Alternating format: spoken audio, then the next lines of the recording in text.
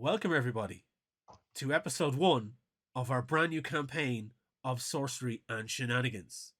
I am your Dungeon Master, Wayne, and very shortly we're going to introduce the entire team and their characters and everything like that. But first, I want to go through a few little announcements, a few little things about housekeeping and stuff that's happening with Sorcery and Shenanigans. Yes, that is what we're calling this now. It's Pubcast presents Sorcery and Shenanigans.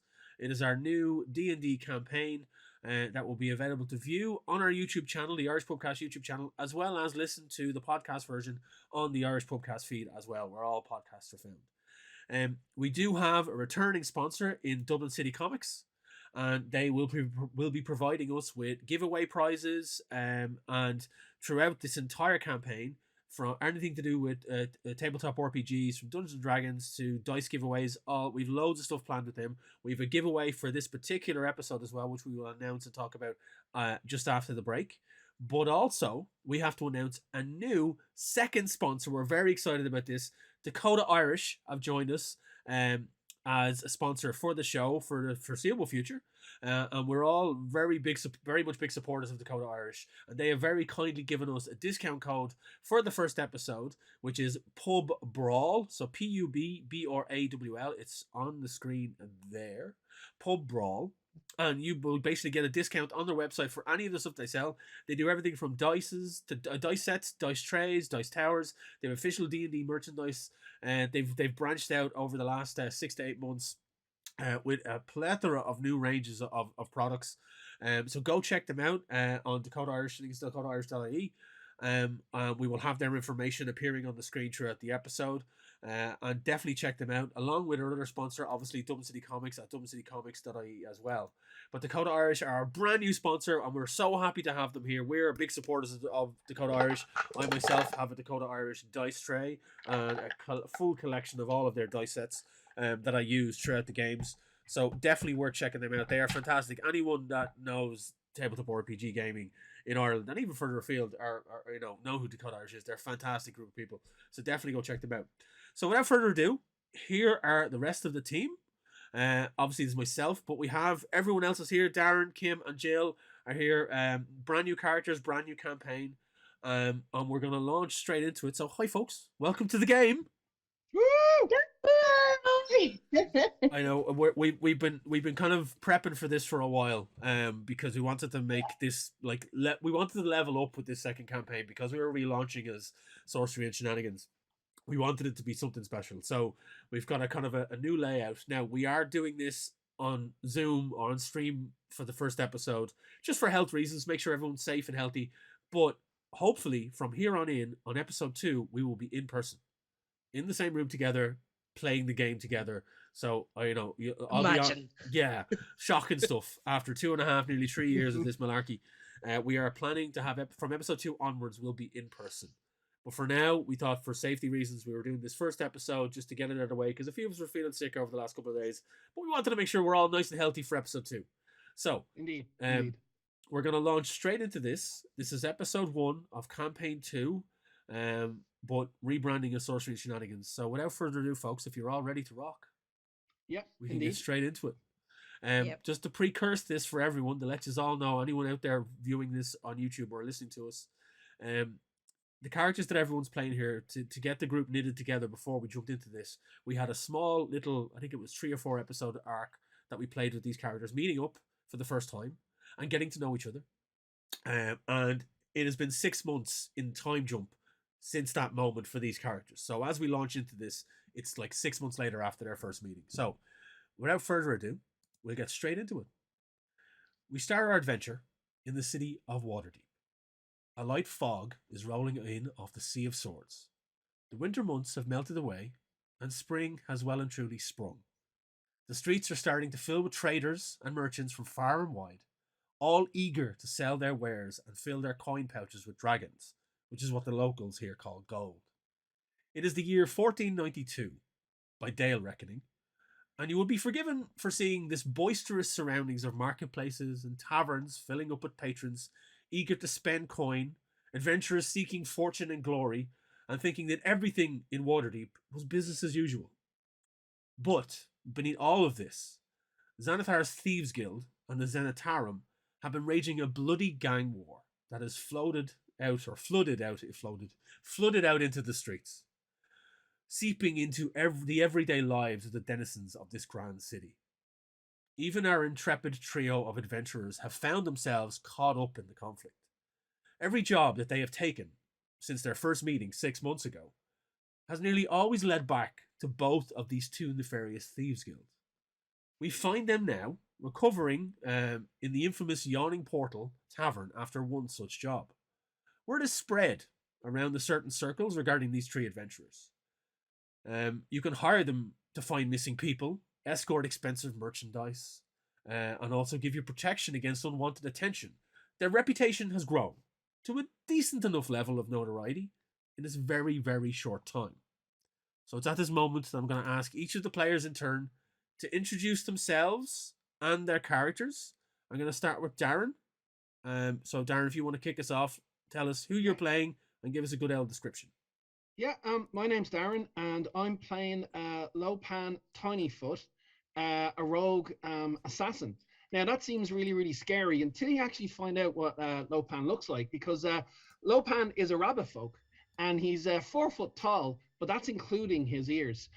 He tends to wear, like old habits die hard, he wears like black armor, and he specializes in using light crossbows, but he does keep a really, really long and heavy crossbow on his back for when things get a bit too dangerous. But yeah, that's Lopan. You'll find out more about him as we go.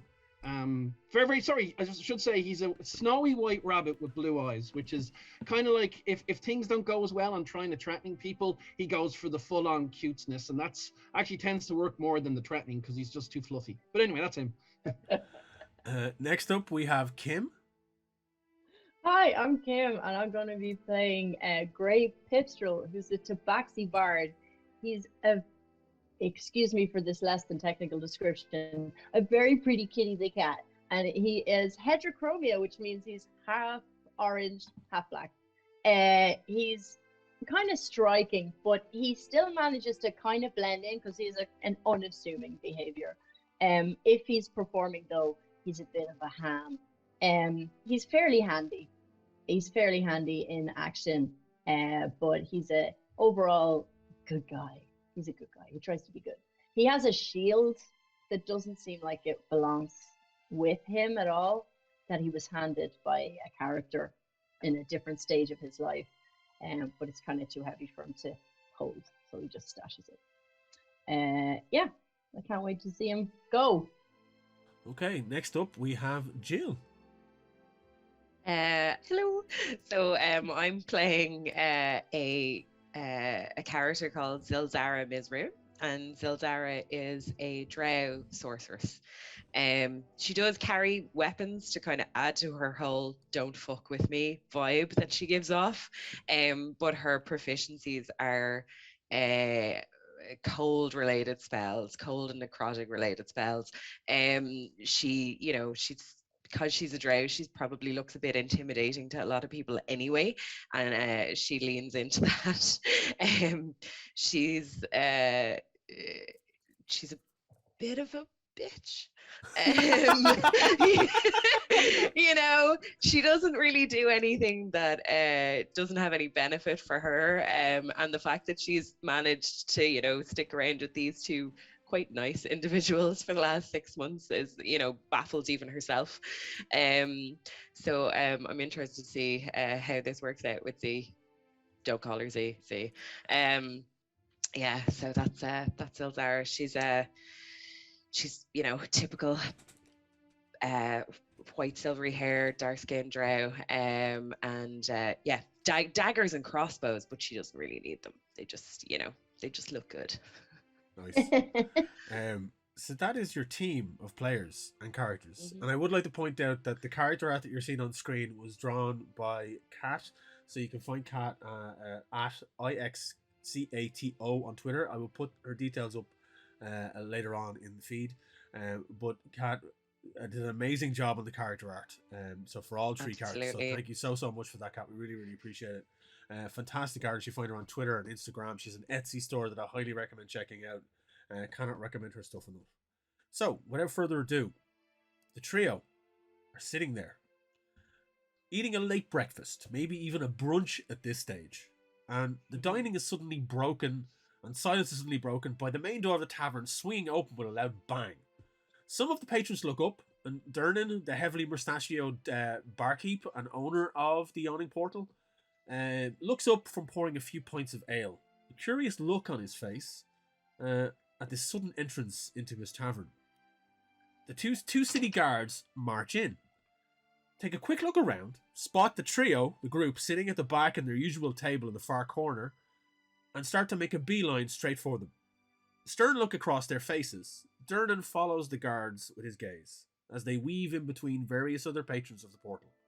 It hasn't really reached peak business time this early in the day, but there's still quite a few folks dotted around the place. The two guards pass in front of the large goblin-headed shaped fireplace as one of the lounge servers is throwing another log onto the blazing fire. They give the open well in the center of the tavern that gives it this infamous establishment its name, a wide berth. The trailing guard giving it a cautious glance as they pass. Everyone in the city, including you three, know from personal experience that this tavern is built around a gaping well that leads to the first dungeon of the Undermountain, from which countless grisly creatures and abominations have emerged over the years, much to the delight of many glory-seeking adventurers that come to the tavern for this very reason. The guards stop in front of you, looking you up and down, taking all of you in turn. The first guard reaches into her pouch, pulls out a notebook, and starts flicking through it. She begins to read, and it's like, are you... She looks at the rabbit, and then the tabaxi, and then the drow in turn, and it's like, are you Lopan, Lightfoot, Grey Pipstrell, and Zilzara Mizzruin? Oh no, unless we've been polymorphed again, I reckon we are, yeah. You know? Yeah, us. Who wants Can to we know? do a thing? Still? You see, I've been, and she kind of looks a bit sheepish, because she produces a kind of a brownish envelope out of her pocket, and it's sealed with a wax seal. This is a letter for you from Captain Lance of the District Watch.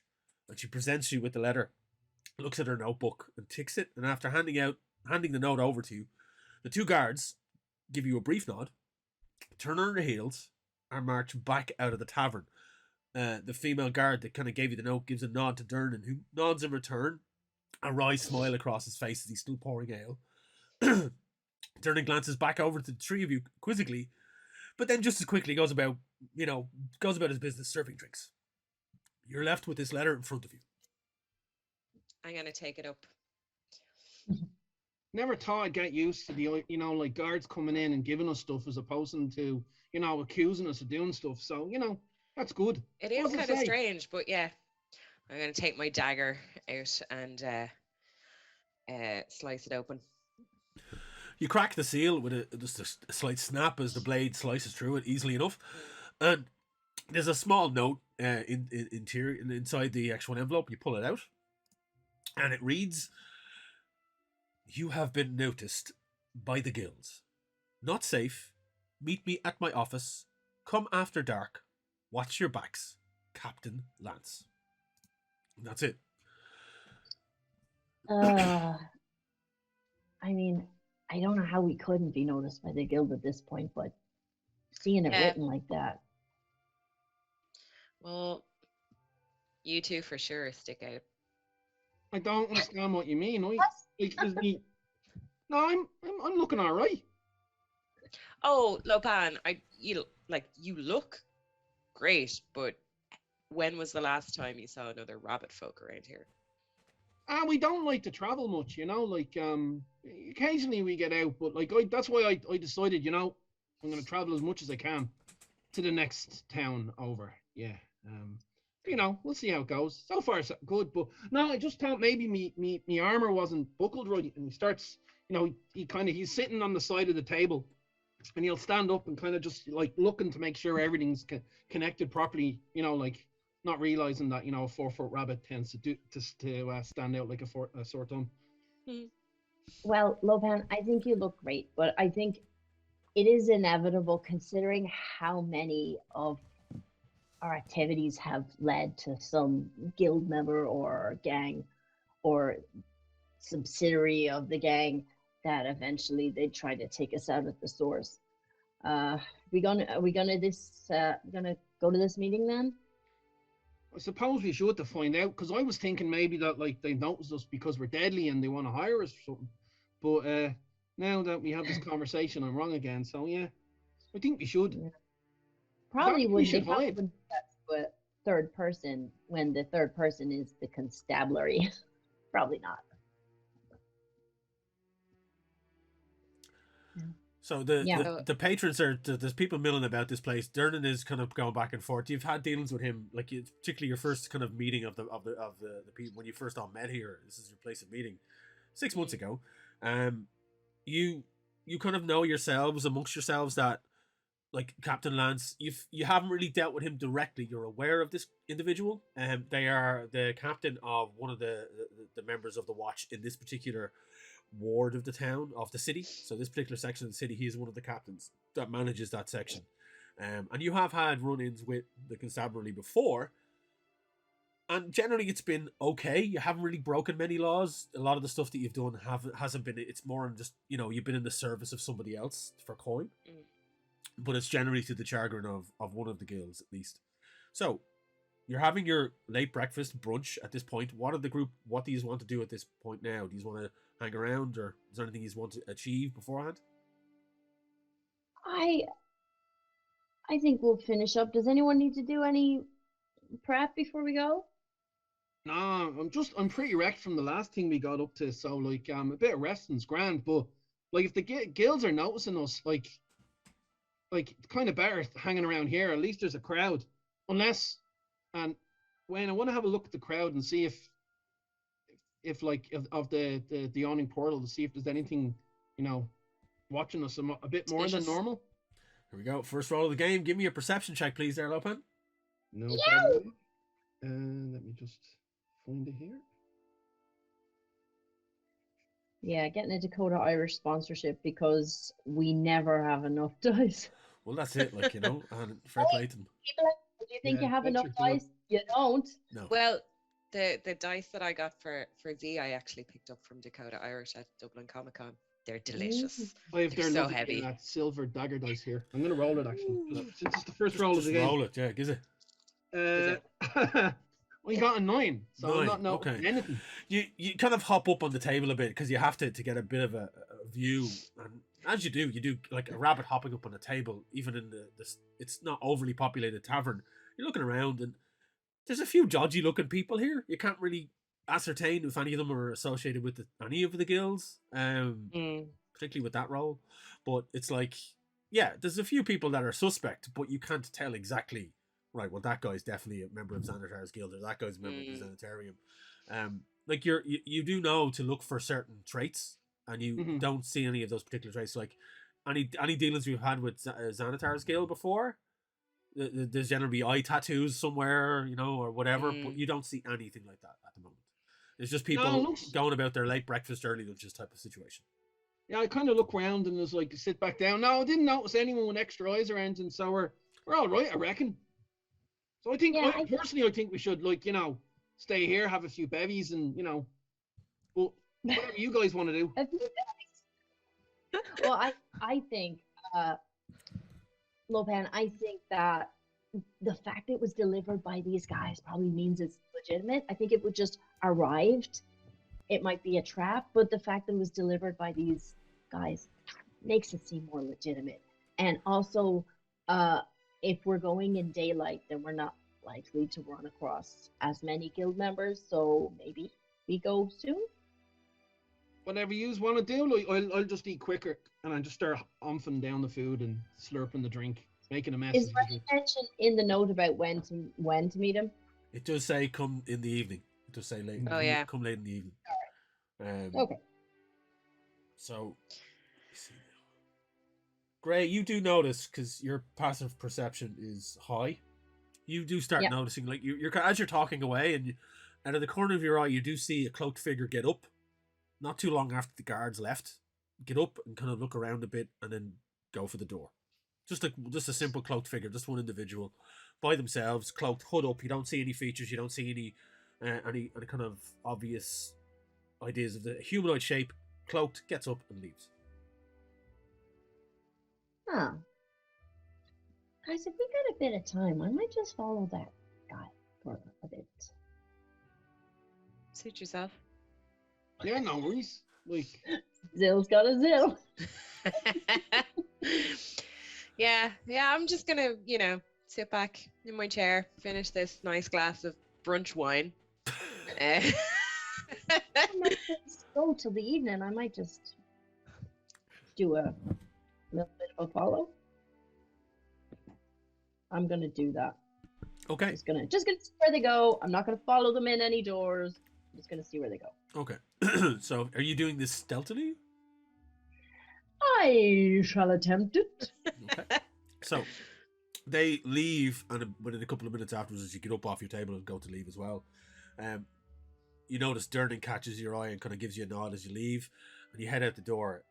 Give me a stealth check, please. Okay. Oh, that's a 23. Oof. Oof. Oh, sneaky bitch! Yeah, you just blend in with the crowd. You catch, as you step out the door, you're not that far behind this hooded individual, and you do see them as they're kind of about 20 feet away, 20 to 30 feet away from you, heading off down the street. And you kind of move in with the crowd, pull your hood up, because they're like Tabaxi, while Waterdeep is like the city of splendors, it's filled with different races and cultures and all type of stuff, like full on melting pot city. And Tabaxi aren't thin on the ground here, but you don't want to seem obvious, so you pull your hood up and blend in, and you start to follow this individual as they move through the streets. You head off, and they kind of take a couple of turns here and there, and every now and again they're looking over their shoulder, and they see nothing because I rolled a natural 4. You see this individual duck down a side alleyway, and you've been in the city now a while, and you're well traveled, and as they duck down, you recognize the alley. You know that it heads down towards the Dockland area, and you've had dealies down there before. And you follow it in. You kind of move up alongside and poke your head around, and then you look down the alley, and there's nobody there. They're gone. Okay. Dun, dun, dun. Right. I am. So they're gone. They're gone out of my sight. And how far am I from the docks? This area is about 2 streets over from the start of the Docklands. Okay. All right. I might just, because we have a bit of time before we're going to. Guys, remember when I said leaving the bar that I wasn't going to do? Because we got a little bit of time. It's it's brunch time, so we haven't got to go till evening. I'm just going to take a wee stroll down to the docks. What? Jim, What's the worst that could happen? Never did anything bad, so we're okay. Fine. Okay. Are you just going towards the general dock area? You're not looking for anything in particular. You're not doing anything in particular. Well, I am going to stay fairly alert, but not actively staring at everyone I walk past. Okay. I will just whatever perception I would naturally have, I'd say probably. Okay. Okay. So you're making your way towards the general Dockland areas. You're going about 2 streets over, and roll me a history check, please. Okay. Just to see if you remember something. 13. Okay. As you start to remember these streets and the area that you've been down here before, as part of a previous job you were on, you remember that in this particular area there were 2 different entrances to one of the underground tunnels for one of Xanathar's guild's hideouts. Right. And you know that it's in this general vicinity, and you're kind of trying to figure out in your mind, that there's definitely, if you turn left and take the next street over, there's a manhole cover that was marked as an entrance, and then two streets over in the opposite direction, then at the back of an old warehouse, there was an entrance there as well. And you're kind of thinking, right, you don't really see any markings, any obvious tracks, and the cloaked figure is gone. but you're not 100% sure which direction they went in. Yeah, that's fine. I'm going to take a deep breath of the sea air, and then remember that it's not really the sea, it's the dock, and then get slightly repulsed by the smell, and then I'm going to make my way back to my squad. Okay. You get about... Do you like the buns as ears, by the way? It's good. Yeah, it's very good. I I like it. I need to get across to people that I'm not a space bun wearer in real life. This is just for the game, especially for the game. Just for today. Okay. You get about 20 to 30 feet, and you just hear a voice behind you as you pass a dark corner of an alley. Can I help you with something, love? Oh, that's always good news, isn't it? A Cockney character in it. Stop metagaming. Right. Here. Right. I turn around and do a little smile, and I'm like, nah, I'm just taking in the air. And then I remember what the air is like, and then I leave. Yeah. That's probably a good idea around these parts. You'd only be seen to be wandering down these alleyways, looking for trouble, if you know what I mean. Ah, are you here to help tourists, or are you here to threaten citizens? You just see a kind of a movement under the cloak that he has on, and as you take it in, it looks like the same cloak that you were following, and there's a flash of what looks like metal or light catching metal. He's like, I'll let you decide. Now, if you don't mind, I'd recommend you go about your business and I'll go about mine. Okay. Can I cast a spell, please? You can. What do you want to cast? I am going to cast heat metal on his knife. Yeah. Ooh. Nice. Because I promised my homies I'll be back. So I haven't got time for this. So I'm going to cast heat metal, and I'm going to attempt to run away while he's going ow ow ow. If the handle of the knife will allow. If I'm him not to. mistaken, I think heat metal you have to. Is it something? I think it's. Let me see. You see the range you call. No, you don't have to touch it. No, a any creature in physical. So you don't have to. You can just cast it. Yeah. It's within 60 feet. Yeah. So you see it. Yeah. So yeah, as he's kind of trying to look menacing, you just see this Yeah. confused look come across his face, and he's like, "Rah!" And he drops the blade. He's like, what the? Right. Are you?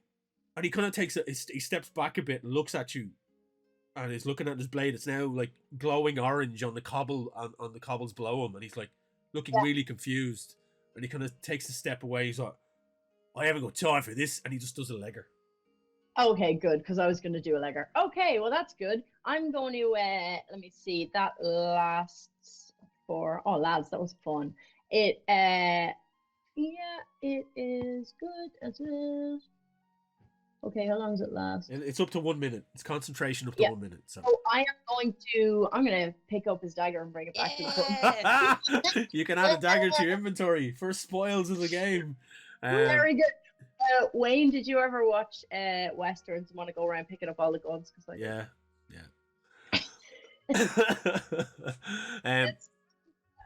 One more dagger. So, you make your way back to the yawning portal, and you find your two colleagues sitting there, still at their table, enjoying the remainders of their brunch. And you've been gone about half an hour, 20 minutes at the most. Right. Yeah. So you can regale them with this tale of metal heating if you wish. Yeah, I will. Hey guys. So, I know I did the version of I'll be right back. But it went immediately, as you might expect in this town. So I left here, I followed a guy, I lost the guy, I went for a walk to the docks, I smelled the docks, I left the docks, and then I was threatened by someone who might have been the guy. And then I burned his hand and stole his knife. And I'm proud of you. Oh, thanks though.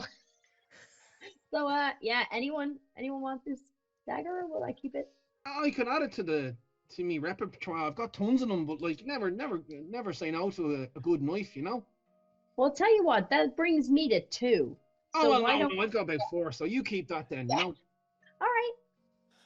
But did you find out anything when you followed them? I kind of wasn't trying to. Where he went to was where that concentration of guild hideouts is, you know, where all the entrances are to the thing. And you know the way they move the entrances all the time. But I reckon, yeah, I reckon it was So- definitely a guild member. They're definitely keeping an eye on us then, right? Yeah, I think they may have followed the cops. I don't know. But I thought that was yeah, a good thing to follow a cop now, to be honest. But, no, especially if you're doing dodgy shit. But yeah.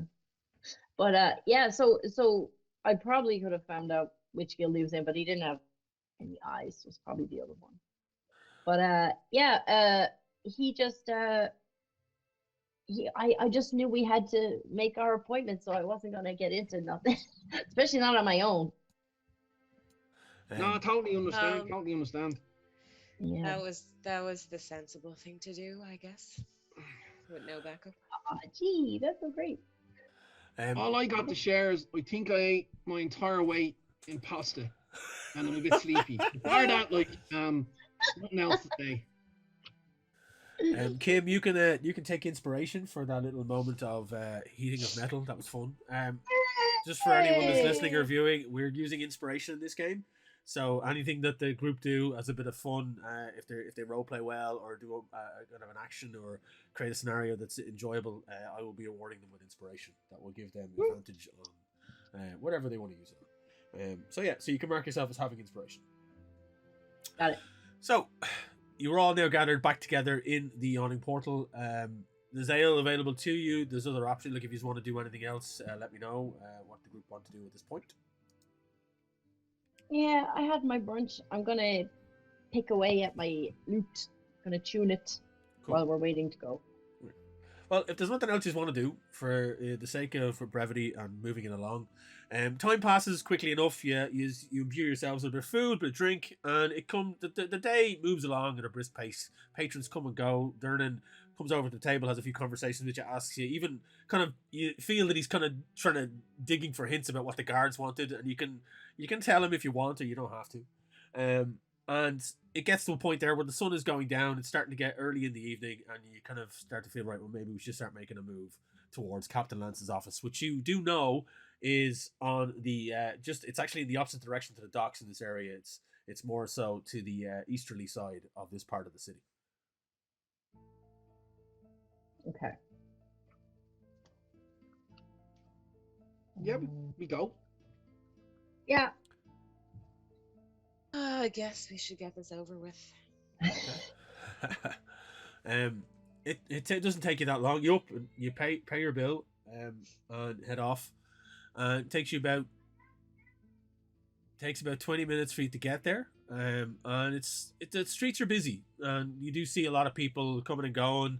Traders setting up stalls for the market for tomorrow morning in certain areas as well, because there's multiple miniature markets throughout this city at different intervals. And you pass through certain sections of this ward where they are being set up. And there's also other people selling the wares at night time that wouldn't be there during the day. You do see a couple of drow who have some stalls set up and are selling some blades. They give you a kind of a cautious look as you approach Silzara and pass them by, or if you want to talk to them, you can. But the journey goes kind of unmolested. You don't spot anyone in your peripheral. You don't notice that you're being followed with your passive perceptions, or like, I'm not going to make you roll for it. You're being cautious, I take it. Mhm. And you find your way to Captain Lance's office. As you step in, you see the usual high desk of constabulary with an armored guard behind it, helm off, which is resting on the desk, and he seems to be filling in a ledger. There are a couple of people kind of sitting on chairs off to one side. One of them seems to be cuffed, and there's a guard kind of milling about around the back who comes out to the front and starts to ask them a couple of questions. They all notice as you come in, and the constable behind the desk kind of looks up and he's like, well, mate, what can I do for you folks this evening? Captain Lance is expecting us. Oh, really? Oh, right. And I'm gonna give him the note.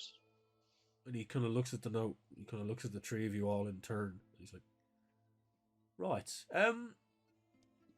2 seconds. And he kind of folds the note up and tucks it into his pouch and walks into the back, goes through a doorway. You see him vanish off. You hear some muffled voices.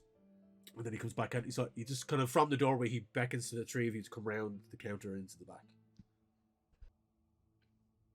Wayne, old habits die hard. So as when we walk into the Oh, captain's hello. office, my hands are going to be outstretched as if he's going to cuff us. You know, all right, Yeah. Captain. Good to see you again. Oh, sorry, no, we're not getting arrested. Sorry, bollocks. Good to see you. Nice. So the kind of guard looks down at you a bit strange. He's like, kind of shakes his head a bit and leads you in for like halfway, and then points to kind of a desk at the far end of the room, where you see a hunched individual over it, scribbling through paper and moving some stuff about. Then he kind of looks up as the three of you arrive and enter in. You see this young enough man, human, blonde hair, tied back in kind of not so much a man bun, but a kind of a short ponytail. The start of a blondish beard on his face, a very kind of bum fluffy, scraggly, as if he's really trying his best to grow this motherfucker, but he's not having a great time of it. And he's again youthful expression, bright, piercing blue eyes, heavy set from looking like he hasn't slept in a couple of days. He kind of sees you come in and he gestures and he's looking around. There's no chairs available, so he just kind of gestures you forward. He's like, thank you for coming. I really appreciate it. It's I know we haven't formally been introduced, but I have heard of you and you've done some work for some of my colleagues that in the last while. But forgive me. My name is Dawson Lance. I'm the captain of the watch here, and I have come into possession of some information that is leading to me to believe that there's going to be an attempt on your lives in the next couple of days, and that's something we want to avoid, obviously. So we don't really know by who, and you can see by his demeanor that he's definitely hopped up on caffeine. This guy has been working, burning the candle at both ends at this stage, and he relays to you that information. He's like, it's a case of, I think, really, the guild are, the both of them really, Zenitars and the Zenitarum, are getting so powerful at this stage, and we're having such a hard time containing them, that they feel they can off anyone they want. And we're not going to stand for that. And you guys, if you don't mind, we're going to try and help. Do you know, Go ahead, Sid. I just find it very strange that the captain of the guard wants to look out for us,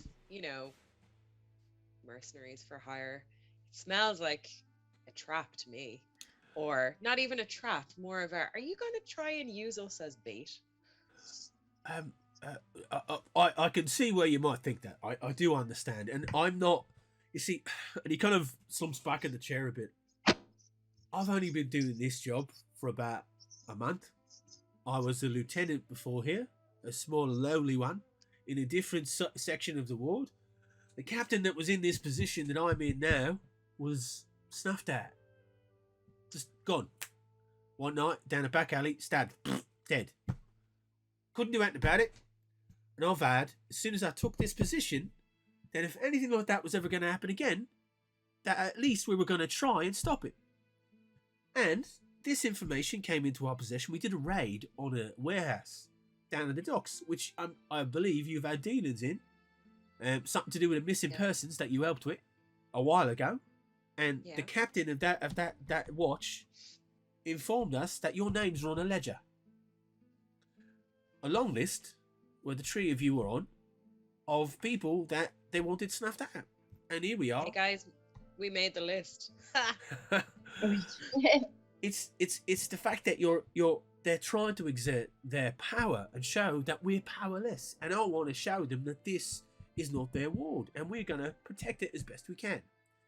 Now, we're not going to use you as bait. That's not the plan. The plan is... I wasn't going to let you. Well, here's the thing. I've got a job for you. I'm listening. The job requires you to leave the city for a short while. But it pays well, and you'll be protected on your travels. And it will also have potential work at the far end of it, if you're interested. Well, So- like as I said, oh sorry, this is my second visit to a city, so I wouldn't mind going and visiting another one. And money's always good, you know. So I don't mind help. And then I mumbled to myself, and if it was a trap, like it'd probably smell a bit more of oil and sulfur, like you know. Yeah, I get that. I get that the recruitment to these guilds seems to be so good. And the numbers are mind-boggling. I can see that the best way to avoid us being murdered is for us not to be here, or to be beyond the reach of these guys. And I have to say, I am against us being murdered as a position. And I also understand that there's no way that, apart from having like a ring of you guys around us everywhere we go, which is not practical, that this is probably the only idea. So where to? Where could you send us? Well, that's the thing. You see, I've been tasked, I've been asked by a fellow captain of the guards from the city of Neverwinter, which is up north. It's about 2 weeks' travel on the high road, and you'll be well compensated on the way, and you'll also be given passage. We have a merchant's caravan that's going to be heavily guarded, and we're going to kind of bring you into the merchants kind of group and disguise you, and you'll just travel with them. So nobody be any the wiser, and nobody knows about this apart from me and my lieutenant, and that's it. Nobody else. So you're not the only ones, you see. You're just 3 of the more capable ones that have been targeted. Other people that have been targeted are merchants and stuff. And there's one guy who's a sailor who's not even in port at the moment and won't be back for another 6 months. But the guild's list of assassinations is long because they want to snuff out anyone that is going to be giving them any trouble for the next while, for whatever plans they have coming down the line. So, And are any of the this group of merchants that you're suggesting we travel to Neverwinter with, are any of those guys or gals on the list, or are they just our cover?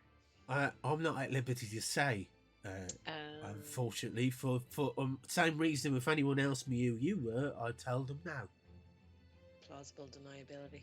Exactly. I'm very, very good at disguises, though. So, like, look, watch. And I turn around and I put on my beholder hat, the woolly beholder hat with the 2 tentacles, and turn around and go, see, merchant. I forgot about that fucking hat. I forgot about that hat.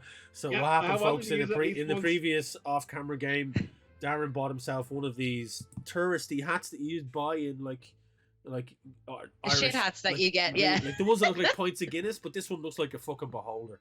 It's only got two eye stalks as well. It's really bad. Yeah. It was like, Carol, he didn't recognize me.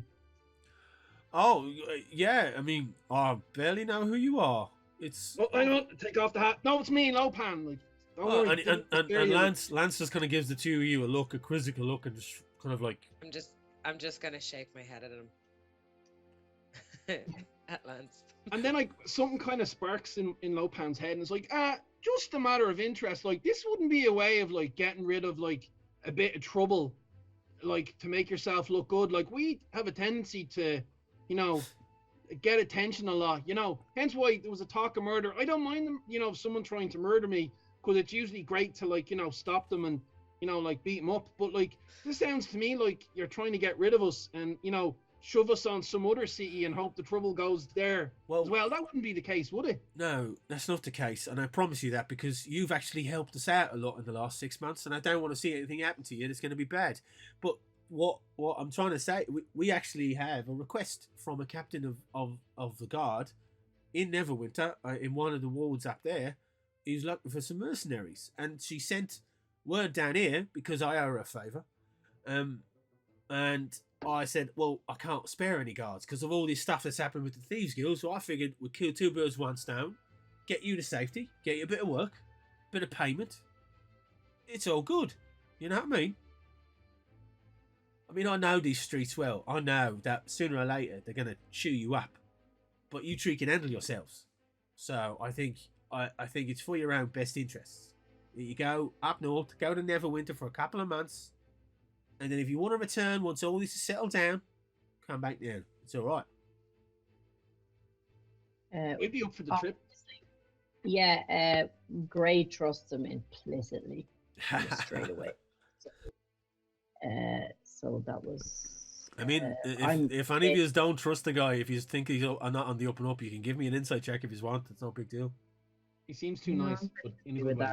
I'm gonna roll insight because it's Zilzara and she fucking trusts no one. Yeah.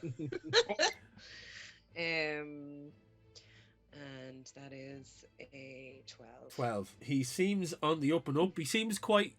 There's something about this guy. He's constabulary. He is a guard, but there's something of the streets of him. The way he talks is obviously his accent. It's not as if he's definitely not from upper class. This is somebody who started low and worked his way up and just happened to become a captain by pure fluke because the other guy got killed. And that's it. And he's trying his best, but you can see that it's going rough on him considering everything that's going on. And the amount of shit that they're having to deal with the actual two guilds fighting each other and not giving a fuck about the consequences to the general populace. He does seem to be quite honestly trying to do you a favor here. Right. Okay. Well, I think I'm up for it. Lopan's up for it. What do you think, Sil? Yeah, I guess. There's nothing really happening down in Waterdeep at the moment for us anyway, so yeah. Let's go. Right. Well, and it seems like we might be able to get a job there and a job on the way back. Well, we have. I mean, and he kind of starts jotting some stuff down. He takes out a ledger and it's just like plops it down on the table. Right. I mean, okay. So, you're gonna go. It's tomorrow morning. I know it's very saddening, right? I know, and I apologise for that. But the sooner the better. And he starts kind of writing down. Right, I'm gonna give you, and he reaches into it. He pulls out like a set of keys on a big ring. Starts going through them and pulls out this large kind of rusted looking thing and reaches behind him where there's. You kind of see it now as he turns his chair. There's a massive safe behind him, and he unlocks the safe and pulls open the large door and reaches in and pulls out a small. You see, if you're looking over his shoulder, you can make out a couple of little bags. And he pulls out one of the bags and closes it and locks it again and plops the bag down in front of you. He says, "It's not much, but it's a little kind of like bit of cash for you on the road. There's 5 gold in there. You can do what you will." And he starts writing down some names and kind of jotting down the 5 gold, tick it beside it in the ledger, and then closes the ledger. Right. The way it's going to work is, you need to, and he kind of looks around and gets up from his chair and goes over to a cabinet and opens it up and pulls out a multitude of different cloaks, all of different length and sizes and colour and shape, and drops each of them down on the top of the table. It's like, take these cloaks, they're nondescript, very basic, we use them for undercover work, keep you nice and clean. And they're just basic cloaks, there's nothing special about them, but they just seem to be more threadbare and worn compared to the stuff that you currently own. This will make you blend in with the merchants. I want you to use these, and you're going to travel. You're a traveling merchant group who are selling threads and silks to a trader in Neverwinter. That's your undercover story for now, right? When you get to Neverwinter, you can leave the merchant group. Nobody will ask any questions, and you need to go to one of the eastern wards. You're looking for a captain of the guard there. Her name is Captain Aratir Stormblade.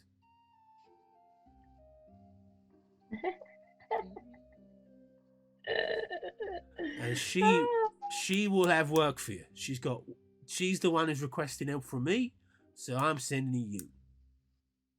So, Aratir Stormblade. Okay.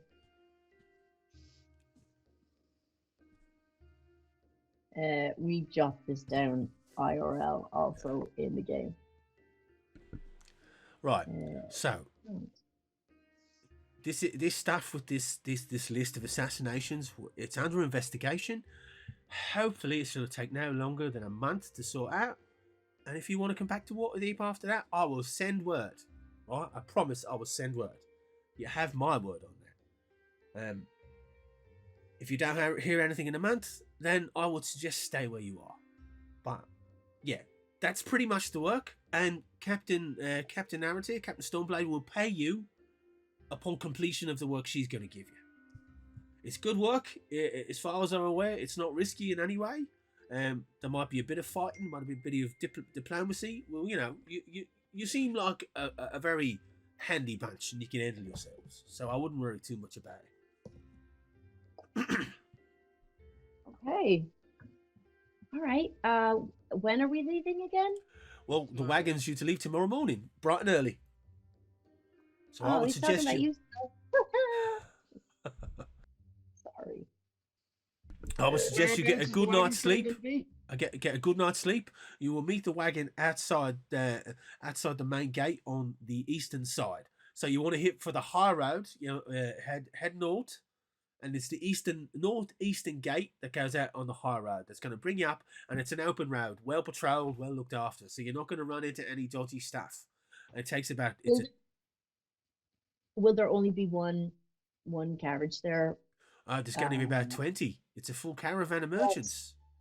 Oh yeah, okay. But Yeah. it's our one. We're not going to end up in somebody else's. You'll be given lodgings. It's 2 weeks. It's a 2-week journey, so it's going to take a while. I mean, we're not going to meet the wrong caravan. There's only one caravan. There's only one. As far in that gate, there's only one leaving tomorrow morning. In that gate, so they're gonna be waiting for you.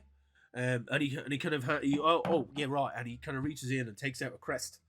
It's not so much a badge, but it's like a city guard crest. Okay. And he hands it, just holds it out, and one of you can take it off. And so you send this over to the leader of the caravan. They'll know who you are, and they'll give you passage. Okay. And there'll be a wagon for us there with all our stuff. Like, well, you can bring whatever you want. Like, I mean, whatever accoutrements and every weapons and any stuff you have, bring that with you, of course. But right. we're not. I mean, I'm a captain of the guards watch. I can't supply you with anything much, but I mean, 5 gold to get you food and whatever for the 2 weeks for sure. And the merchants' caravan are well stocked, and they'll be able to look after you. All right, deadly. So yeah, Okay. I hope you's safe travels and good luck, and I will hopefully be talking to you soon. I will send word. I'll send word when it's all done. I'm going to take that crest he offered and pocket it. I'm going to take the 5 dragons and pocket them for all of us. It's 5 each or 5 together? 5, just 5. It's not much gold. It's just 5 gold.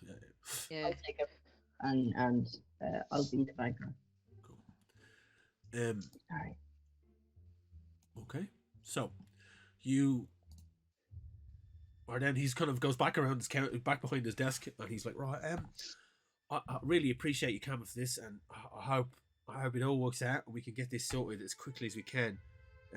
If there is any further issues and you don't hear from me in a month, I'd say hunker down and stay where you are. Thank you for your consideration. I really appreciate the lengths you've gone to, but I think you should also get a good night's sleep. Yeah, it's a good one. That's a good one. Yeah. And he just takes a big swig out of the big mug of coffee that's the tankard of coffee that's sitting next to his ledger. Right. His hand is vibrating slightly. Lopan's taking in all the. Remember, he was saying that the other captain got killed, and and how he's putting a target on himself pretty much by doing all this. So he's just like, well, yeah, you look after yourself, and a bit of a suggestion, like, pour your own drinks, I'll definitely take that under advisement. I appreciate it. Yeah, definitely. Well, I've got a lot of work to do. I wish you safe travels, and yeah, I mean, hopefully we'll talk soon. And he kind of gestures towards the door you came in. And as you're leaving, the lieutenant sticks his head. He's like, let me know when the other group arrive, will you? Yeah, and he kind of goes back to his desk because you hear that as he's leaving. Okay, he's doing more processing. Oh, there's a bunch of people like us causing mischief that he has to get rid of. Just as long as we were number 1, that's all. I don't mind as long as we were number one. Number one. Well, we have. I mean, Lopan, we've no way of knowing if we're number 1, but I'm kind of looking forward to a on the road mission. I think we get back to the yawning portal and get our stuff, and then get ready to go.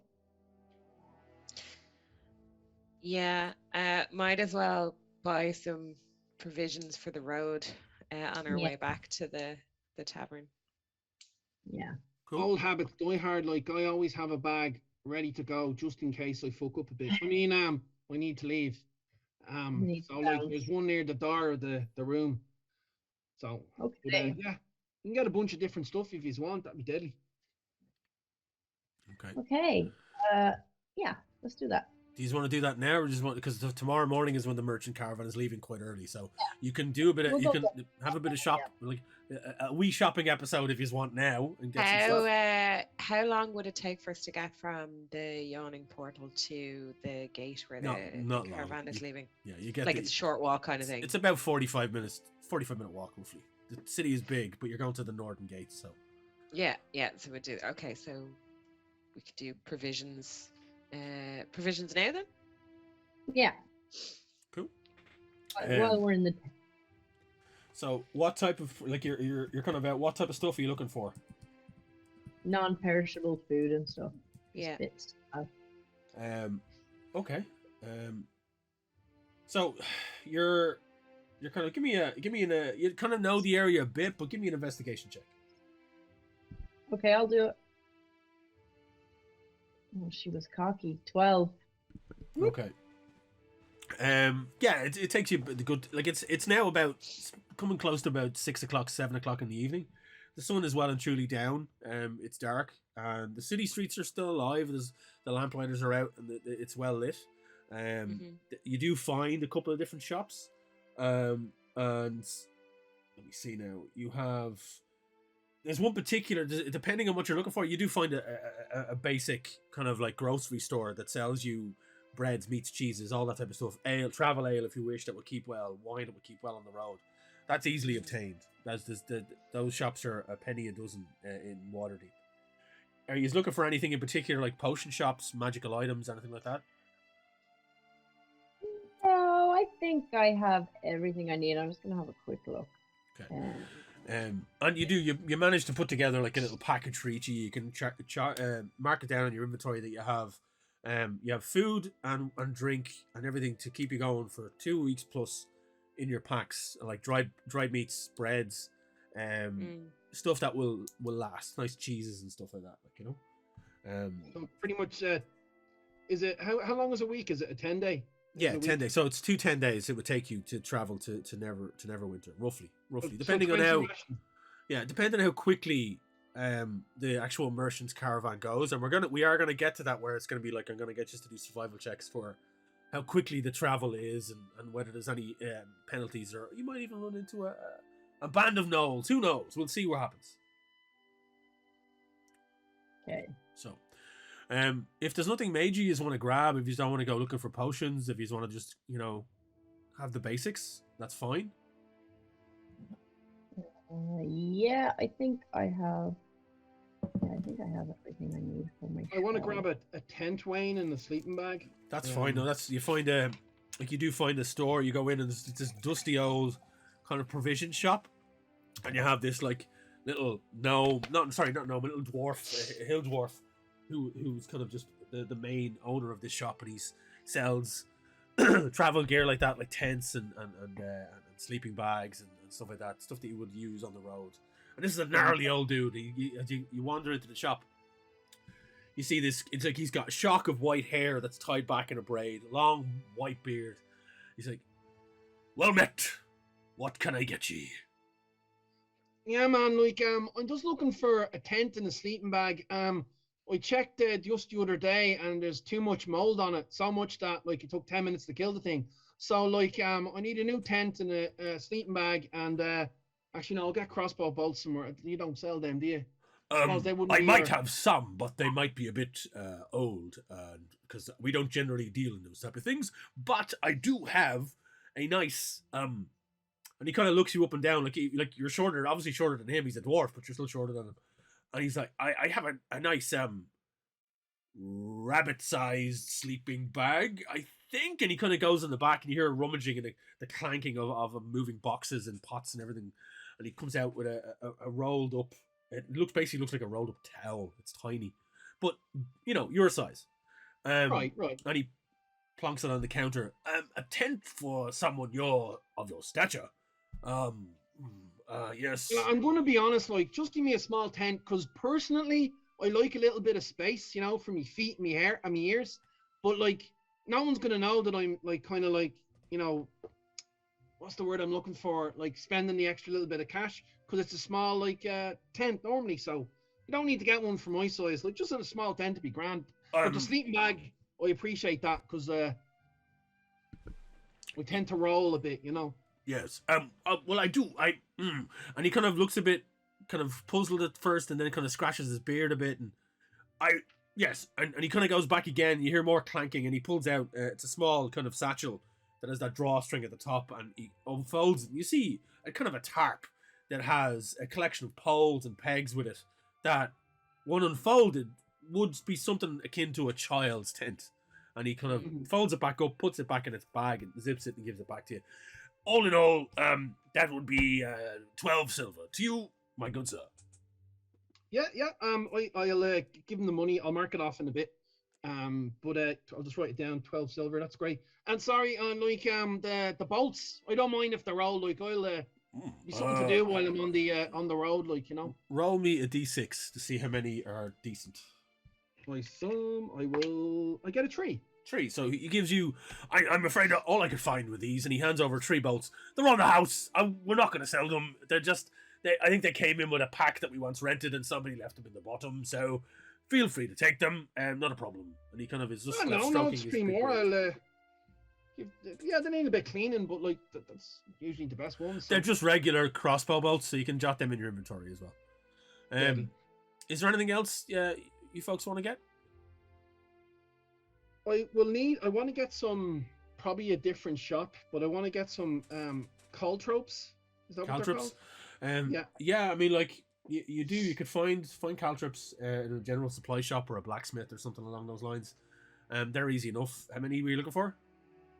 I think 10. I don't know what it's, as I said, it's just finally, you know, I think that there might be something to have on hand just in case. Lopan has always wanted them, but never like got around to getting them. You can pick up caltrops, no problem. You can get a bag of 20 for 1 gold piece. Sweet. And then the last thing is 20 bolts just in case. But more crossbow bolts. Yeah, I tend to go through them like the beer. So you can get you see now. I have some already, but I want more. Again, you'll probably get 20 crossbow bolts for a gold piece. Yeah, cool. That's grand. I'll mark it all down. So you spend your time shopping. You ladies, do you want to get anything? Why? Because women be shopping. Well, so far the rabbit's doing all the shopping. The rabbit is doing all the shopping. No, I'm just checking my magic components, and I think I have everything I need. Cool. All right, good stuff. Zill? No, I'm good because sorcerer's fucking spells are all good. And then I'm sorry, just looking at my backpack, I have everything I need for traveling, so I am good. Good stuff. So the night travels, moves on at a decent enough pace. You get all the shopping done that the rabbit wants to get done, and if you want, you can head back to the Yawning Portal and grab all your stuff. I want to get.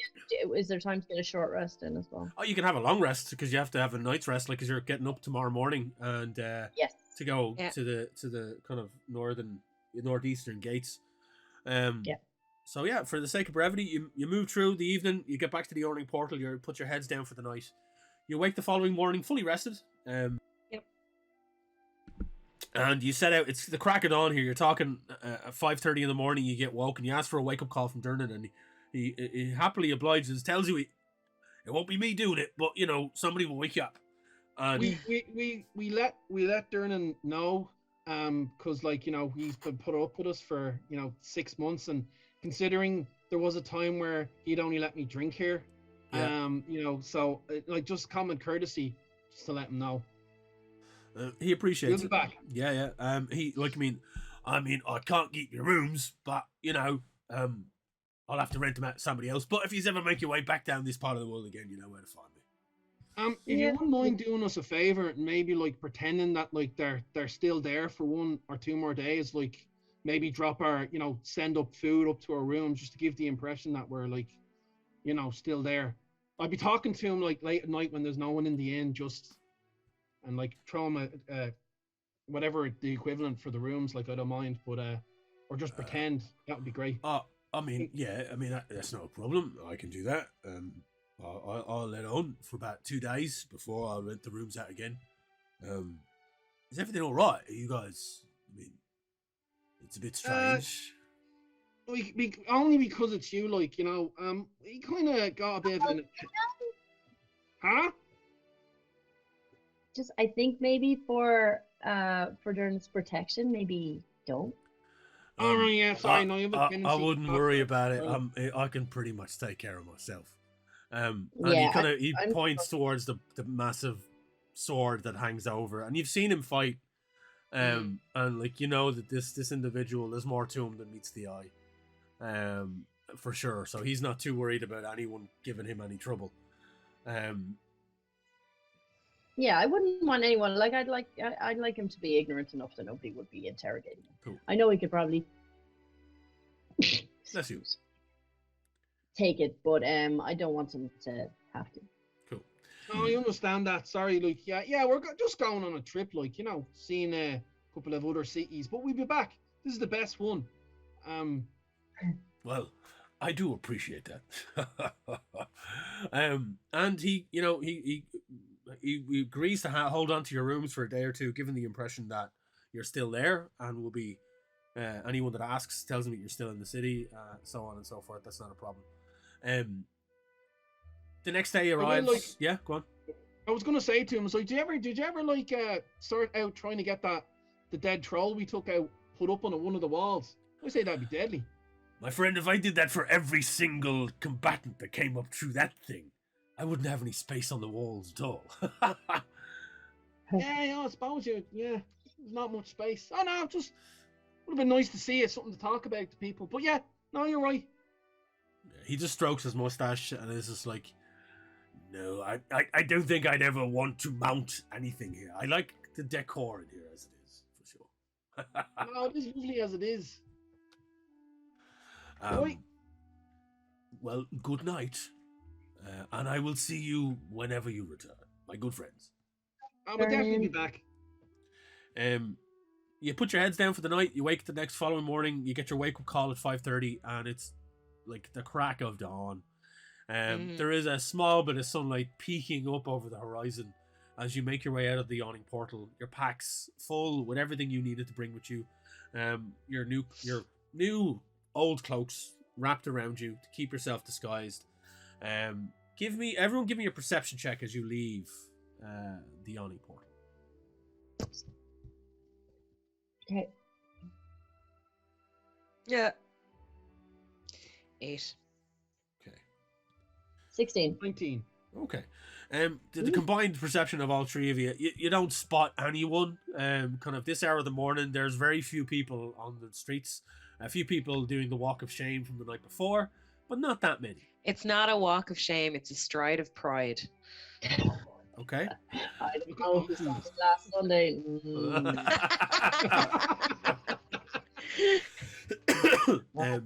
A change of flat tire in party clothes in a bougie car park. So Not you head out and you take the 40 minutes or so to make your way from the awning portal to the northeastern gate. The high road is stretched before you, heading northwards toward Neverwinter. 2-week journey ahead of you. You step out and you see the caravans of 20 or so wagons, all kind of in a line or grouped together, with a bunch of bleary-eyed, sleepy merchants making their way around them, double checking everything is packed, checking the horses, and some people bundling small, still sleeping children into the back of these wagons. You get the sense that this is very much not your world. It's the three of you, like Gray, you're well traveled. Lopan, not so much. Zilzara, you've done a bit, but like everything seems alien to you to a degree. But this is an interesting predicament you find yourselves in amongst regular merchants, everyday working people. That wouldn't be ones like yourselves that would seek out the world of adventure and fortune. Yeah. We're with the normal plebs. Yeah. You see one man, broader and bigger, a barrel-chested, a massive black beard that's streaked with grey, thick black hair slicked back, as he's standing there with a mug, a tankard of coffee in his hand, or some form of dark liquid that's, steaming off hot, and he's sipping on it as he pervades the whole setup. And he kind of sees the three of you off to one side and gives you a nod and a kind of a gesture. And you kind of get the impression that this guy is the head of the overall merchants that are traveling. A few people are coming up to him, showing him checklists. He's giving them the nod and pointing at them and marking things and signing things. And two guards come over and he kind of gives them a small pouch of coin. You see it exchange hands. And then he starts to make his way over to the three of you. Okay, good, because we need to ask him which carriage is ours, right? Is it? Good morning. I take it you are three travelers that will be joining us for the trek to Neverwinter. Yeah, that's it. That's us. Yeah. My name is Zahn. Zahn Blackhood. I am the head of the merchants, as it is. And he kind of gestures with the mug towards the group. I will be needing that sign of authority that you have been given. I'm gonna take out and hand him. Is it I presume it's the crest thingy that he wants. Yeah. Yeah, he sees you and he kind of just puts his hand out. Very good. This confirms your who you are, basically. For me, I am a simple merchant, but I'm willing to help the guard as best I can, particularly Captain Letts. He saved my daughter once, many moons ago. And he tells me you are in need of help, and I will gladly give it. You are to travel with Darren over there, and he points over to a kind of a spindly-looking man who is already up on his wagon, kind of sitting there, another holding a cup of coffee in his hand as well. Reins in the other hand. He's kind of looking out over the morning, purveying. He seems to be alone, but he has a large wagon. Darren is a simple man, but has room for you in his wagon. A lone merchant, no family, so it'll be good company for him and lodgings for yourselves along this journey. We will be taking the main high road, not deviating from it in any way. There will be guard posts along, patrols, so we should be safe. But I am told and he looks over the three of you and then stops and sees Lopan, because he's quite a big man, and he's towering over Lopan, looking down, and he kind of puzzled look on his face, says, I've been told you can take care of yourselves. Well, I'm definitely good at taking things anyway, but yeah, we can, yeah. On a side note, any of that spare? Point at the coffee. And he kind of gestures over at the second to last wagon, where you see two women, matronly looking, one with a kid kind of rested on her hip, and they're doling out breakfast foods and coffee to a lot of the merchants. You can get some from Phyllis over there. And just fill us a cup of coffee. Lopan's heard everything he needs to. He'll hop off. And as Lopan leaves, he turns to the rest of you. He's like, can I ask? He said he's good at taking things. He's not going to keep. He's reformed. He's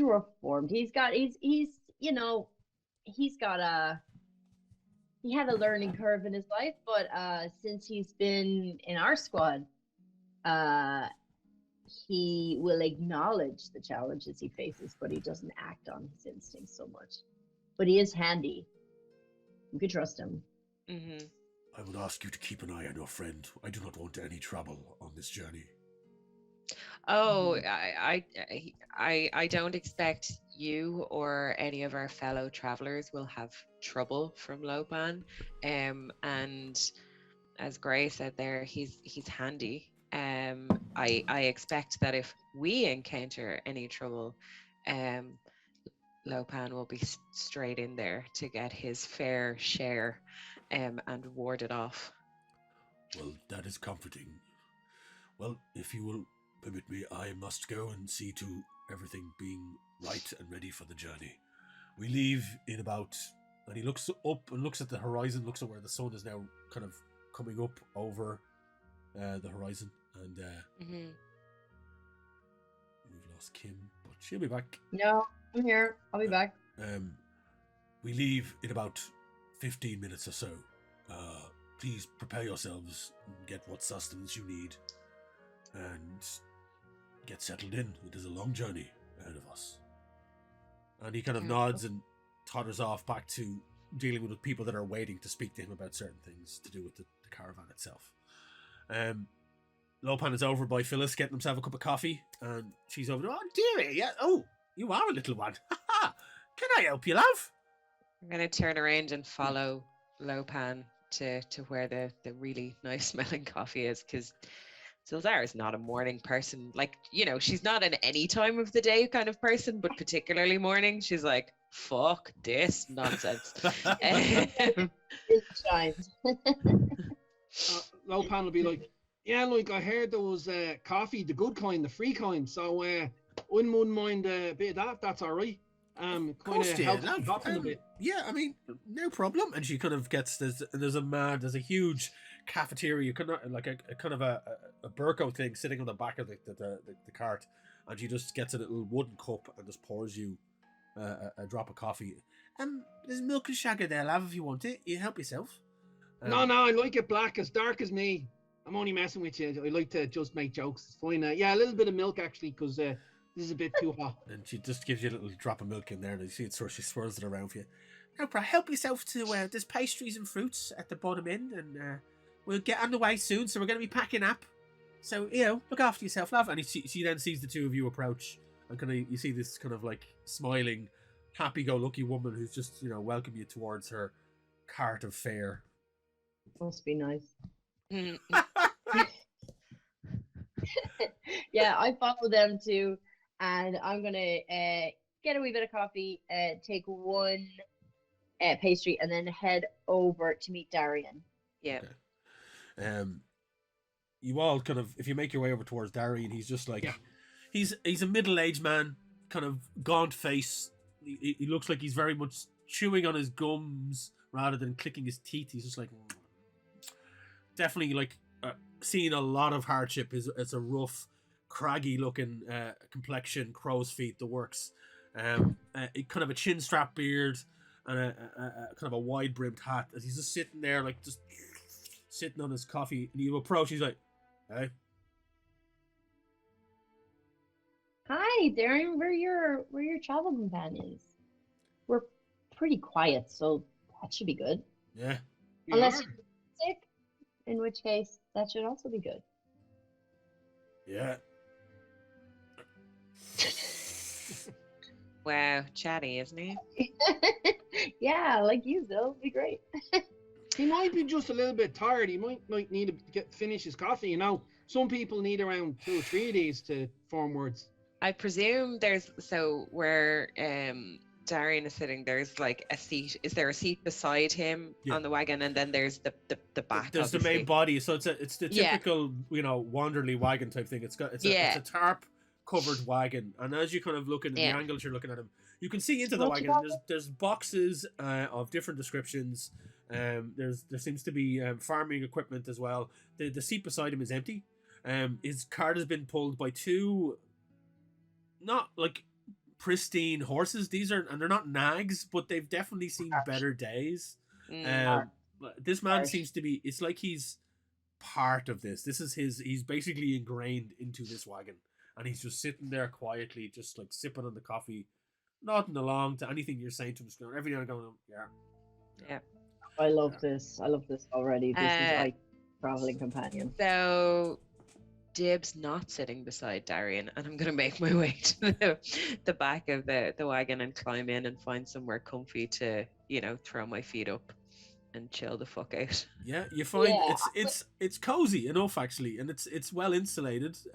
These wagons are used for a lot of travel, so they're looked after, and this one is old but well kept.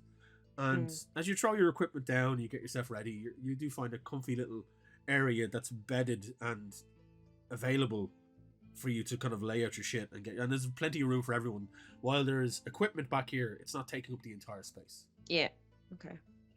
So I just want to point out that Wayne has put us on a wagon containing hose, and I'm not going to make any jokes, any at all. So I give Darren a nod. I get into the back as well and put down my backpack, which doesn't take up too much space. And I'm just going to see, is there like a comfy spot to kind of sit in? I don't doubt I will end up out the front with my loot at some point, trying to be low key, but also changing Darian's whole life with my music. But I'm not going to do it straight away.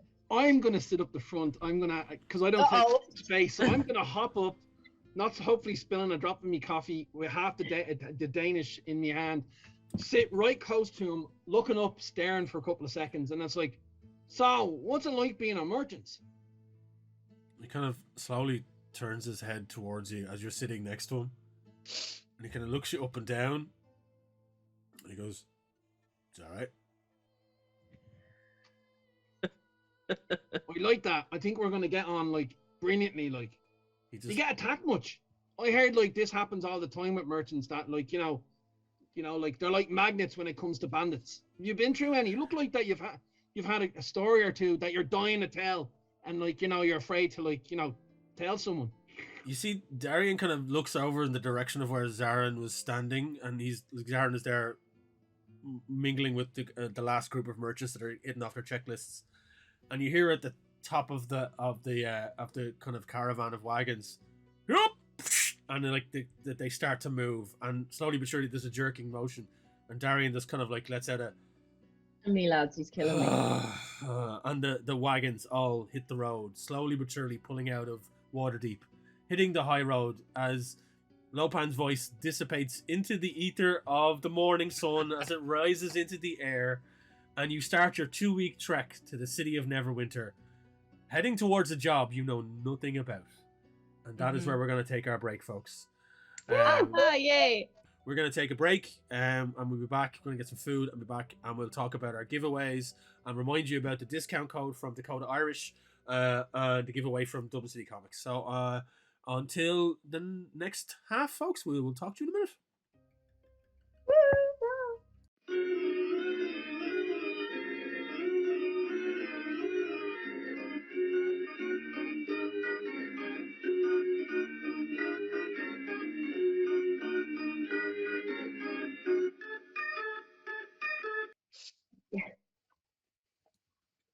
Welcome back, folks. We're here for part 2 of episode 1 of Sorcery and Shenanigans, the new campaign.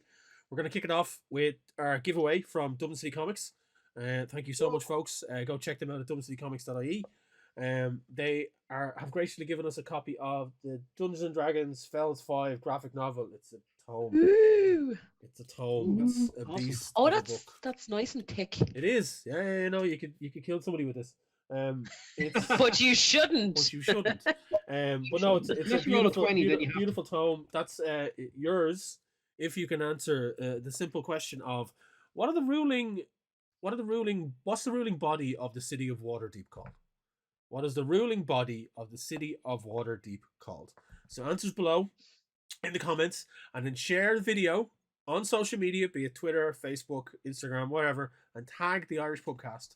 And once you do that, you're given a chance to win this, and we will post it out to you, no problem whatsoever. We will announce the winner on the next episode.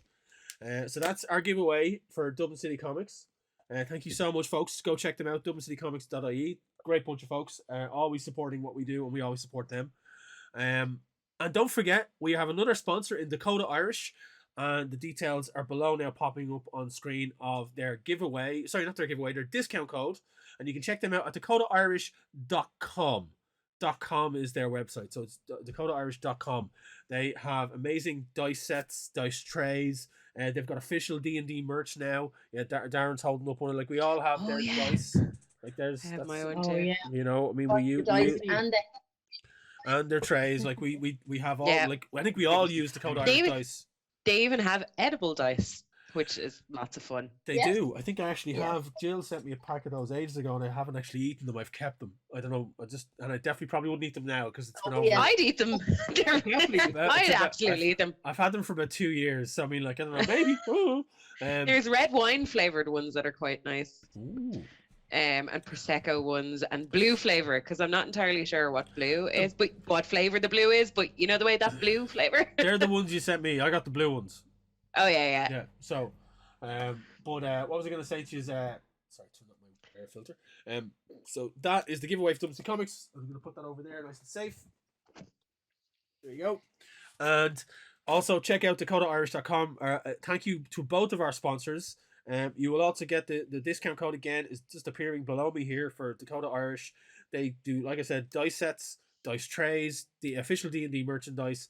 They've got new fantasy action, I think it's fantasy figures or figurines. They've got a plethora of new stuff. So 100% check them out. They're a fantastic group of people. An Irish-owned company. So fully support them. Start your dice addiction or continue your dice addiction with them because they've got some beautiful things. And they have sets that go from next to nothing to really, really high-end dice sets as well, depending on what your things. Like this beautiful set that I have here, another one set that I have, it's got they're the gold version of mine, aren't they? Yeah. They're metal, they're nice and chunky. Yeah. They're very reasonable, so highly recommend checking them out. So without further ado, we're going to continue on with our story. Our group of adventurers have made their way with a caravan of merchants traveling from the city of Waterdeep northwards to the city of Neverwinter, under the guise of getting away from what is supposedly an attempted assassination that is coming for them from one of the thieves guilds within Waterdeep. Hiding away in a merchant's carriage with the merchant Darren, a very monosyllabic, non-communicative individual. Mhm. Over 2 weeks, you have made your way north. The weather getting colder, more wintry, even though it's spring and there is the days are slightly longer. Heading towards Neverwinter, even though the name would suggest you otherwise, the weather starts to get a bit colder. I call both. Further up the Sword Coast than Waterdeep, still Neverwinter is a renowned place of mystery. Many adventurers have travelled there, seeking their fortune, passing through, heading northwards towards Icewind Dale. But you're heading there under the guise of merchants. Taking along 2 weeks to travel up, 10 days at least. It's an uneventful trip. You get to know some of your people you're traveling with as you make camp each night. Zarin Blackhood, who is the leader of the group, seems to be a merry gentleman, even though his kind of gruff demeanor. He welcomes you in, and you all feel by the end of it that you've someone at least Gray with with his outwardly persona and the jovial way he goes about life. You get to ply your wares as a bard, and you find yourself plucking your loot every night at the campfire. Excuse me? Plucking as what? Plucking me? your loot. Plucking your loot. Doing what? Phrasing. Are we not doing phrasing now? Always. And you fall into a routine. You can't help it, but you fall into a routine. Now you can each choose how you want to spend these couple of weeks with this troop. How you want, if you want to interact with them heavily, if you want to get to know them, if you don't, it's really your call. What I will ask, as we make the trip, I'm going to get you to do a couple of rolls here. Yep. So we're halfway through the first 10 day, and it's been, Darian's pretty non-communicative. He's not really talking. He's just grunting every now and again, as much as you engage him. But the road is the high road that you're taking. It's literally the highway. It's the main road, the main thoroughfare between the two major cities. There are regular patrols from guards that are stationed at outposts along the way. But there are moments where it's just landscape. You can see the coast off to your left side. You can see the ocean stretching out, the Sea of Swords stretching out before you. And then there's the odd foresty area, rocky area that you have that fear of, will there be an ambush? So I'm going to get you to do some rolls for me. I need you to do, as a group, first I want you all to do a survival check for me. Okay. Bam. Ooh, that's 23 for Gray. Nice. 4 for Zilzara. Oh, dear. 15 for Lopan. Okay. Okay. Just one second. You're all rolling these on D&D Beyond, yeah? Yeah. Cool. Yeah. I have to refresh this because they're not coming up fully for me. But anyway, so Zilzara, you're finding the journey a bit rocky. You're stuck here in the back of this wagon, and you're like, "Fuck this shit." You wake up on the wrong side of your sleeping bag one of the mornings, and you're just not ready for any of it, and you're just not into it. And the cheery disposition of Gray and Lopan, who are quite, jovial for the most part. And again, you question why you're stuck with these two, because I'm in such a bad mood that they're irritating me. To quote a friend of ours, not into it. Not into it at all. Mutants. Literally. Oh, I like the sound of that word. I'm going to use it. Yeah. So, you wake up one of the mornings, and as breakfast is being passed by Phyllis, as she walks slowly along beside each wagon, and she comes to the end of your, to kind of the back end of the wagon that you're riding in, and she sticks her head around the tarp. She's like, "Morning, dearies," and she hands in like 3 mugs of coffee that you're getting used to now at this stage, and some pastries and some fruit. Simple affair, nothing too fancy, but like good sustenance and good, road food. Mm. But you just are pissed off with just your situation. While the other two are loving life. They just seem to have taken to this life on the road really easily, without any issue whatsoever. Go on. Just every time I turn, can't sleep. Not loving this constant jolting. I swear to God, if this journey doesn't end soon, I might stab something. I'm sick of looking at pastries and fruit. Even the coffee. Well, I guess the coffee's all right. Like, it'll do. It's at least, getting rid of the daily headache that I have just from this nonsense. This is literally 4 days into your journey. You've got another Oh, I know. Give me a perception check, Zildar. Perception, he says. Yeah.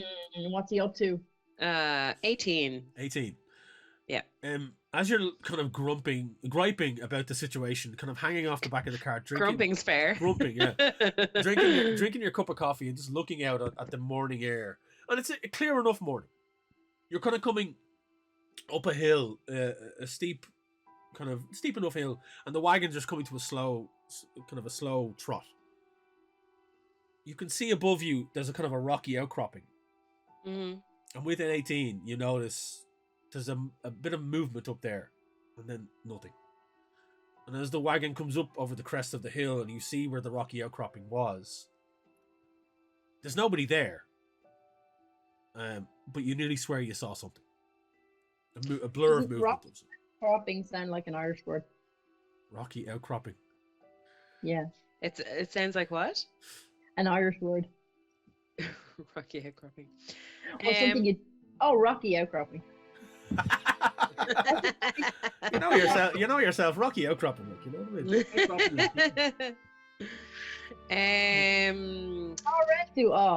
Rocky outcropping. How far was that outcropping from us? You got within 40 feet of it as you came up to the top of the hill, and the wagons are moving on. There's nobody else. Like, you can look out and there's a tree line about half a mile away. You can see the outskirts of a tree line, the kind of the edge of a forest somewhere. Because I was very tempted to misty step up to that rocky outcropping to see what I could see, but if you want, it's up to 30 feet away. I mean, you can definitely get close to it and then investigate if you wish. I mean, the wagons are moving slow enough that you'd be able to catch up with them on foot, no problem. Ah, yeah. Okay, right. So I'm gonna misty step up onto the rocky outcropping. And I'll roll investigation to see if I can see anything more. Hang Yep. on. No bother. Yeah, no, she can't, because that's an 8. An 8. You both watch as Il Brazara just bamfs from the back end of the carriage and then appears 30 feet away, and then makes her way up towards where these rocks and rubble is, and looks around. And Zilzara, as you see there, they've been disturbed recently, and you see a small smattering of boot prints in the dirt. Can't tell what they are. Not really, no. They're just boot prints, and then they seem to lead away and then vanish. Like they go off about 10 feet, and then nothing. As if they've just, whoever was, just took off and flew away. But there's nothing else there. And you can't find anything else in the general area. Okay. I'm going to make my way down off that outcropping and kind of catch up with the wagons on foot. Yeah. You make your way down, kind of start walking alongside of the wagon, and there doesn't seem to be anything else. Nothing really disturbs you on your walk, and you don't see anything. You don't catch anything in your peripheral as you make the journey. And the journey today continues on, and there's nothing else that happens. You don't see anything else that catches your eye as the day progresses, and after a couple of days' travel, you seem to forget about it, and there's not much else. We're now into the second 10 day of this, and you're there's a good distance now. You're about the halfway mark between Waterdeep and Neverwinter. And it's coming close to the end of this evening. You're all just after having a bit of a meal, and you're doing whatever you want to do wherever you want to do it. There's been the campfire. You can be hanging out wherever you want to hang out. And it gets to the point where Zarin is like telling a couple of stories to a couple of kids that are then sent off to bed, and he, not too long after this, like he turns around, I think I'll turn in myself. And he kind of tosses the rest of his drink into the campfire that kind of blazes up a bit and makes his way back to his cabin. Leaving whoever's around left, so you can be doing whatever you want here at this point. You can be in the group together. You can be sitting, so you can tell me where you are in this. I'm at the campfire. I'm working out a song. I'm working on a song about our adventures. So I'm just picking and composing. Okay. Lopan would have been like listening to the story, and even if it's probably a story to, like, you know, scare the kids and like make them not leave the wagons for safety. But Lopan has been listening to it so much that as everyone leaves, he's kind of a little bit scared, kind of going, "Oh man, like I didn't know that was out there too. Oh, bollocks." Oh, And you're the I wander over to Grey with me coffee and just kind of like I'm not. Is it alright if I sit with you? Nighttime coffee. Nighttime coffee. I always have to be awake. Gray, I know you're doing your song and whatnot, but is it alright if we sit with you? I'm not scared or anything. Just you know, it's good to sit with someone at nighttime. Sure. You can sit down there. I mean, I think I heard you say a word I don't know. Was it what was it? Afeard? Is that what you said? I don't know half the time. Sorry, I'm just trying to remember that creature. He didn't say the name of it, but apparently it had 6 legs and like 2 heads and like big jaws. So just yeah, sure. I know they attack caravans like. Yeah, you can let me know what you think of your portrayal in the ballad. Oh yeah. Like, how is it getting on you? So is this about us? Yeah. You're in the 3rd verse so far. You're in the 3rd verse is your entrance, but it's pretty explosive. Oh, sweet. I promise not to tease further adventures, but I promise it will be heard in the course of this campaign. Oh wow. Yeah. Nice. Taking this bard role to heart, big time. Reminds me, I must try and get some of those exploding crossbow bolts. I used to have lightning ones back in the day, but I used them all. Oh yeah. Yeah. That's a long story, but like, you know, it's probably better off, like, because when I used to fire the damn things, like my fur used to be, you know, fluff out for ages, like. You know, so it's probably better I don't use that. Actually, maybe not the explosive ones either, because that might burn me. I don't know. Oh, well. But if you've got it in there, like, deadly, it will probably sound better than it looks. Yeah, well, unfortunately, it's all just what I've seen from our interactions together. So, um, I mean, I'm sure I could add color. I mean, it's a ballad, so it should have what, 30, 35 verses? I'm not. I think that's the minimum. We think. Like, Yeah, I think you're right. I think you're right. So, So, Zara, what are yeah. you doing at this point?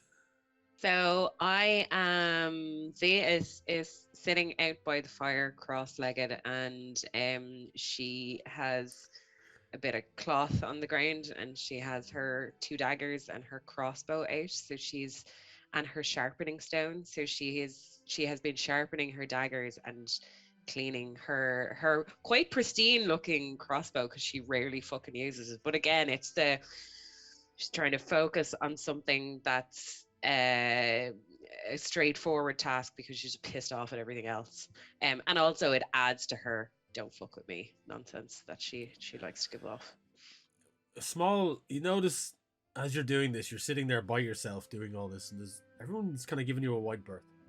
Yep, But you that look was up, the intention. You look up, Yeah. and there is a small girl about 5-6 feet away from you, just kind of peeking around a wheel of one of the carts, looking at you as you clean your weapons. And she's just gingerly sticking her head out, and you just see the pigtailed head as it just pokes out looking at you. And when she catches you looking at her, she kind of ducks back in again. Wayne, can I stick something in here for Fred Fletch? Yeah, sure. She turns around to Zara and goes, "Did God paint you?" Oh, Jesus Christ. Oh wow. I had to. I'm so sorry. Oh wow. Yeah. She doesn't say that. That's not canon. She's saying very little. She's just kind of sticking her head out, and then quietly, you just hear the squeak as she gets caught looking at you.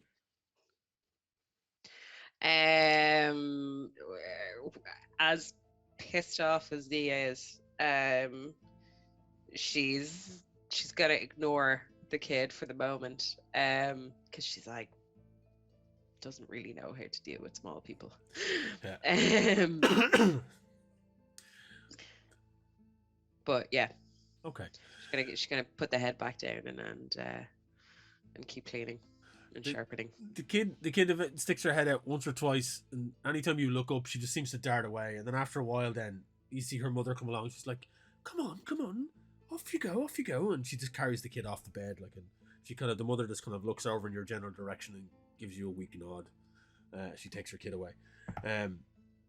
You're sitting there by yourself for a couple of minutes, and you look down at your blanket, where your daggers and everything is laid out, and just crawling across your whetstone, where you sharpen your blades, you see a small black spider just creep across and then scurry It's probably moving, right? into the grass. Mm-hmm. You just see a small black spider just scurry across, and then as it disappears, as you're watching it, it just scurries across your whetstone, drops down, and just scurries away into the grass and is gone. You get a slight chill from just the sight of it, but that's pretty much it. And it's just the one spider. There's nothing to indicate. Give me a that there's anything perception else. check. A perception check, of course. Well, been rolling real well on these so far. Not 10. 10. You kind of Dice today. yeah. Okay. Your eyes start to dart around, and you're kind of looking, and you're like, hang on a second. You don't see any other insects or spiders or anything at all. But it's just that one spider, and it kind of like, okay, just we're out in nature. You know, it is what it is. Yeah. But you don't see anything else. Okay. The rest of the Do I camp. see Go on, her? yeah. Do I see her reacting? Do I see her reacting? Wayne? Well, you're off by the campfire, and Zilzara's kind of. Yeah. I take it you're off by the. Are you off by the wagon? By Darian's wagon? No, I said I was at the campfire. Were you? Okay, sorry. Yes. Yeah, look, yeah, you'll see Zilzara there. If you want to see if you can, notice that reaction or anything, give me a perception check. Okay. I got a B! Nice. Yay! Wow. Sorry, to those who don't use D&D Beyond, if you use the virtual dice, B is 20. Yeah. So I got 24. 24. Yeah, you see this. You see the interaction with the kid. You see the whole thing over time Yeah. as you're sitting there, kind of plucking away, chatting with Lopan, and you can see everything. You take it all in. You're extremely perceptive as an individual because as a You've bard, seen everything. You've seen it all. It's too late. You've seen everything. Too late. And you can see like Zilzara looking down at her accoutrements of blades and different things, and you kind of see that like it's like that. It's if somebody's walking over her grave, and then she just kind of shudders a bit, and then settles back into doing what she's doing. You see that happen. Okay. Hey Zil, what gives? Seem to get a touch of the heebie-jeebies. I just have a complicated relationship with spiders. Yeah, so I don't want to start anything, and shut me up if this is like not appropriate. But what is the drow spider thing? I don't know a lot of drow. I met a lot of people, but I don't know them well.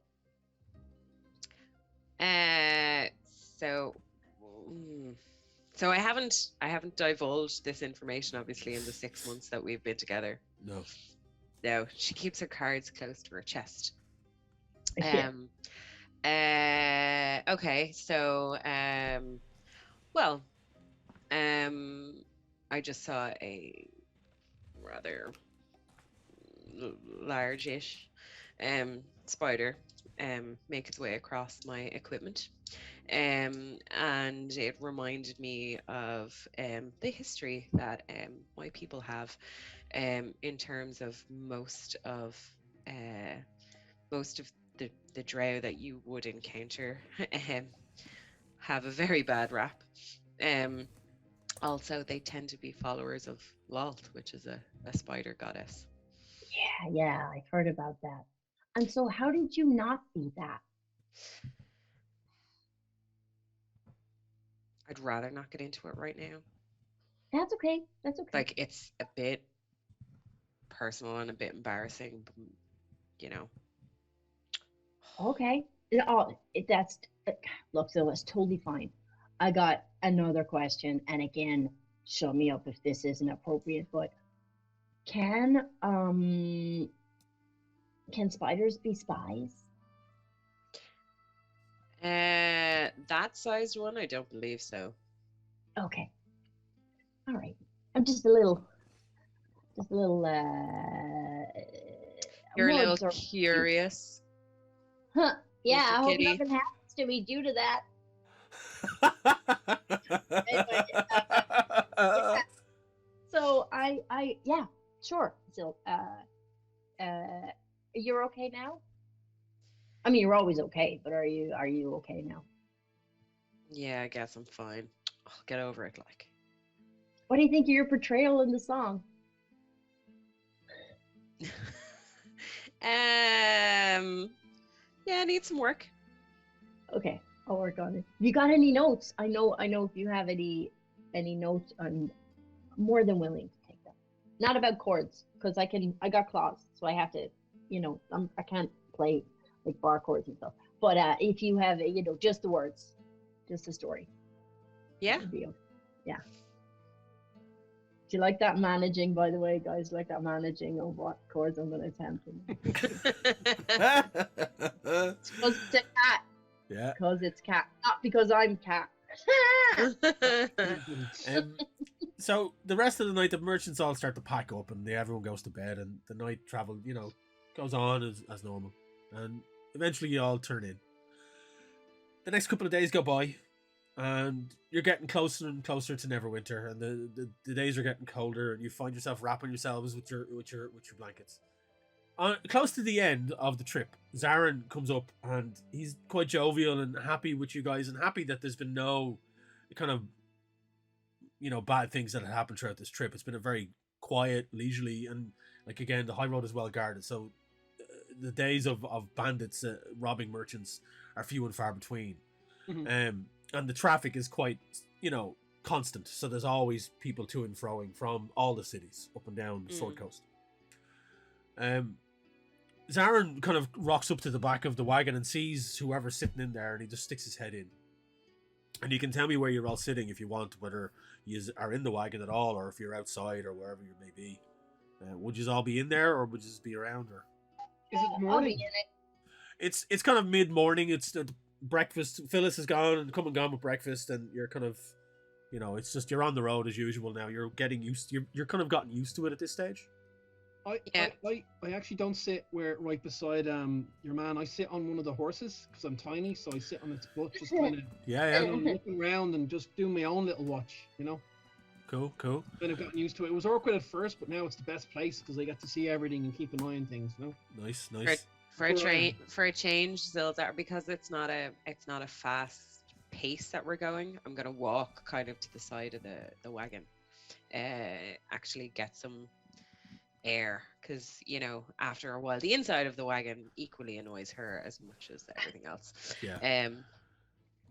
So seeing if this little walk on the outside will improve her mood. You are finding the kind of the lower light here, even as it's still springtime, but it's gloomier as you head north. So with your sensitive drow eyes, because sunlight tends to kind of, it's that typical goth thing. Fuck the sunlight, you know what I mean? So somebody turn it off. Yeah, like it's you like this overcast kind of thing. You're able to walk out in the day and kind of get the fresh air. But Zarin kind of falls in step beside you and then sticks his head around the back and looks to see where everyone is. And he's like, "You have been a nice addition to our troop as we have travelled. Even Darren has commented on how you are nice travelling companions to have."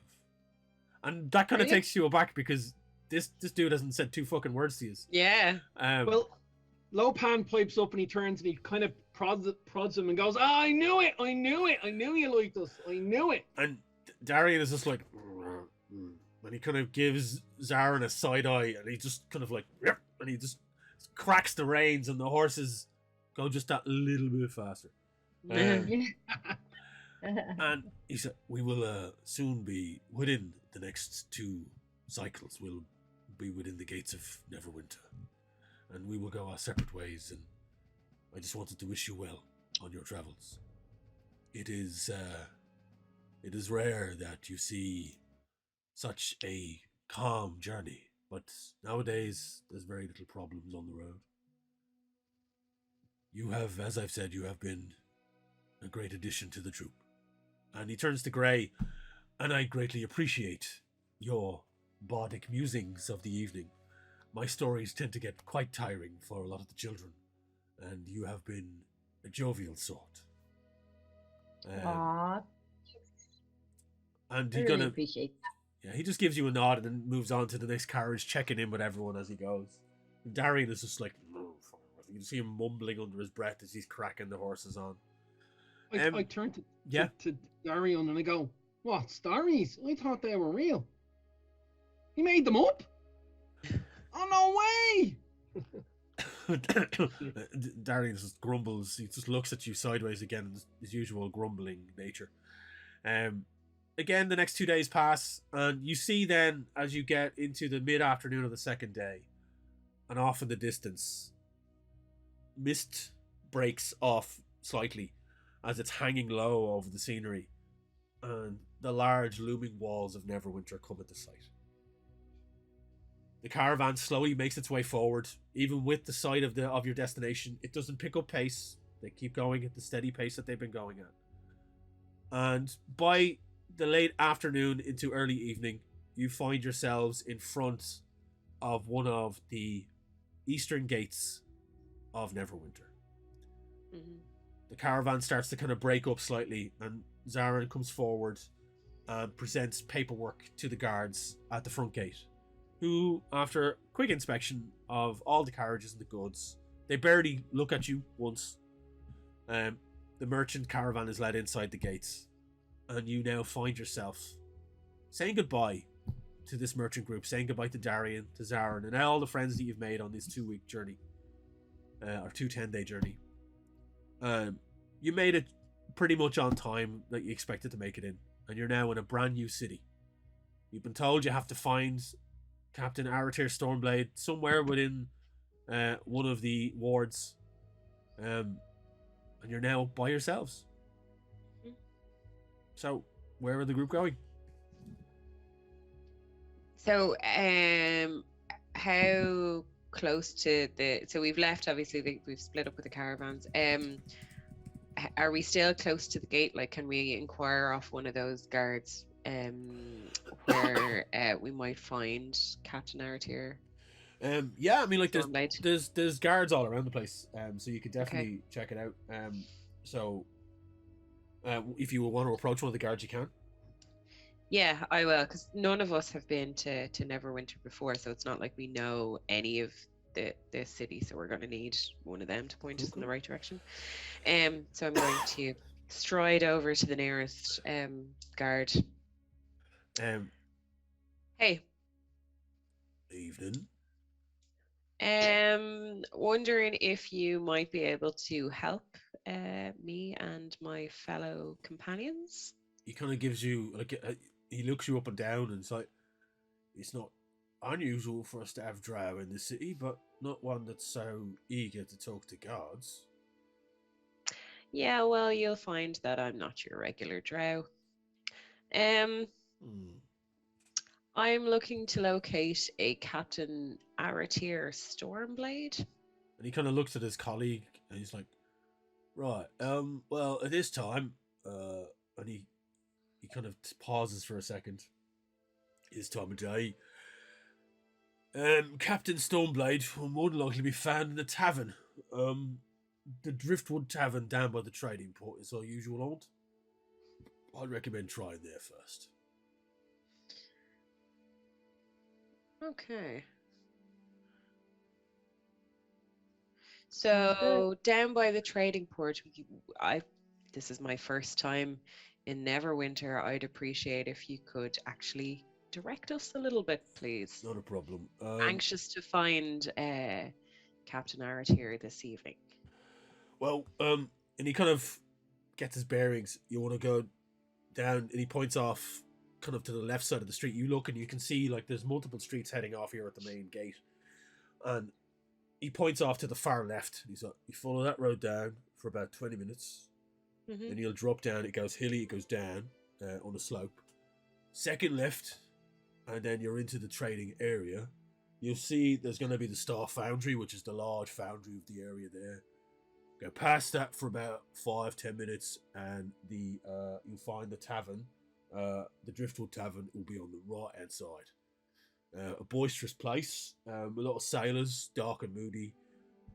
Captain Aratir seems to find the place charming, so I heard. So that's where she tends to drink. And does the tavern? It's just a tavern. It's not an inn. I think they have a couple of rooms. I'm not really sure. I don't really wander around that part of town. I'm more west side kind of a guy. It's where I'm from. Anyway, and he kind of shakes his head a bit, kind of giving you a bit more information that he wanted to give you about himself. And he's kind of like, yeah, that's where you'll find her anyway. Hopefully you have a good night. And he kind of nods and goes to turn back around for you. Okay, I'm going to turn to Gray and Lopan. So, do we want to head straight to find Aratir, or would you rather us find somewhere to stay, or what do you guys in your ever exuberance think? Well, we had a pretty good time traveling. So, I mean, we can both curl up and sleep anywhere. So, I think you should call it. So, we'll do whatever you want to do. Is that right, Lopan? Do you agree? I'm grand. Yeah, see you now. Sorry. Yeah, I'm good to go. Like, you know, I'll miss him, but like, yeah, I'm good to go. Like, I actually forgot we were coming here. Like,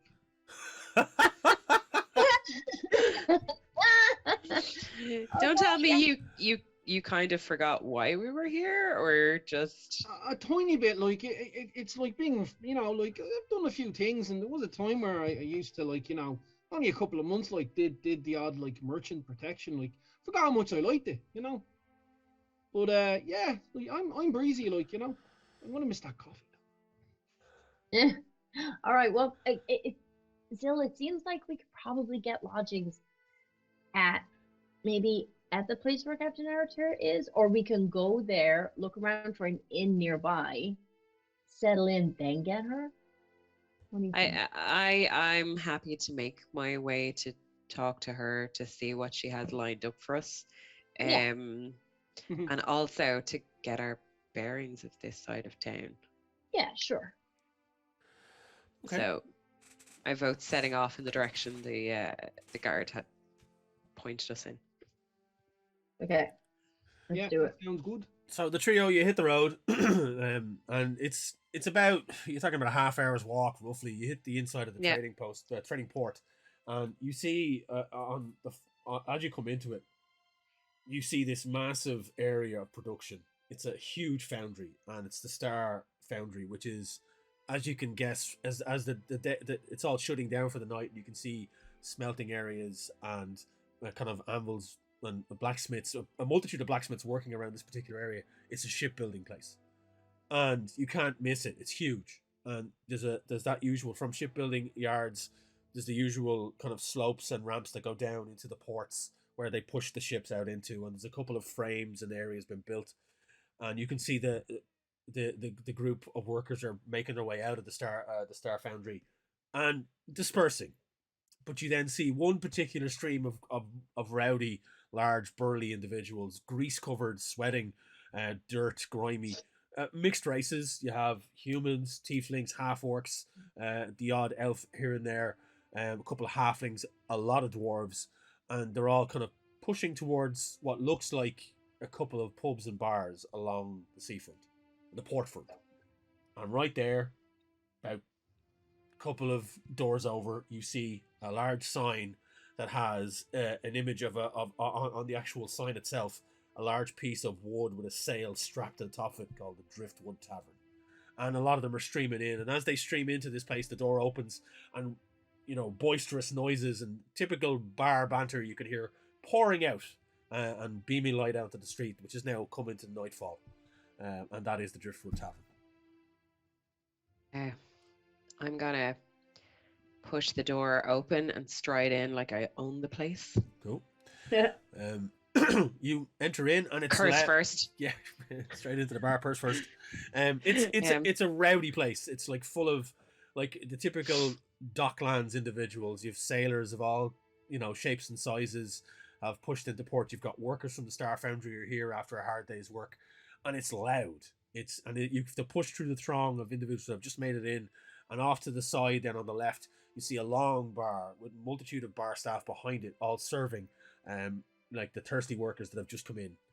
You notice that a lot of the attention in the room for people that are already here is focused at the far back of this area. It's a large open area with long kind of beer hall style tables, but the back of the area is completely cleared out, and there are what looks like wooden walls that are built in about waist height, and on the far side of those walls seems to be a sand pit of some sort, large, square shaped. And you see people gathering around it, a multitude of different variations of individuals, all kind of looking very happy and looking cheered on about what's about to happen. And like, there's nothing in the pit that you can see. There's a few people getting ready on the side, and large groups of people clumped at either end.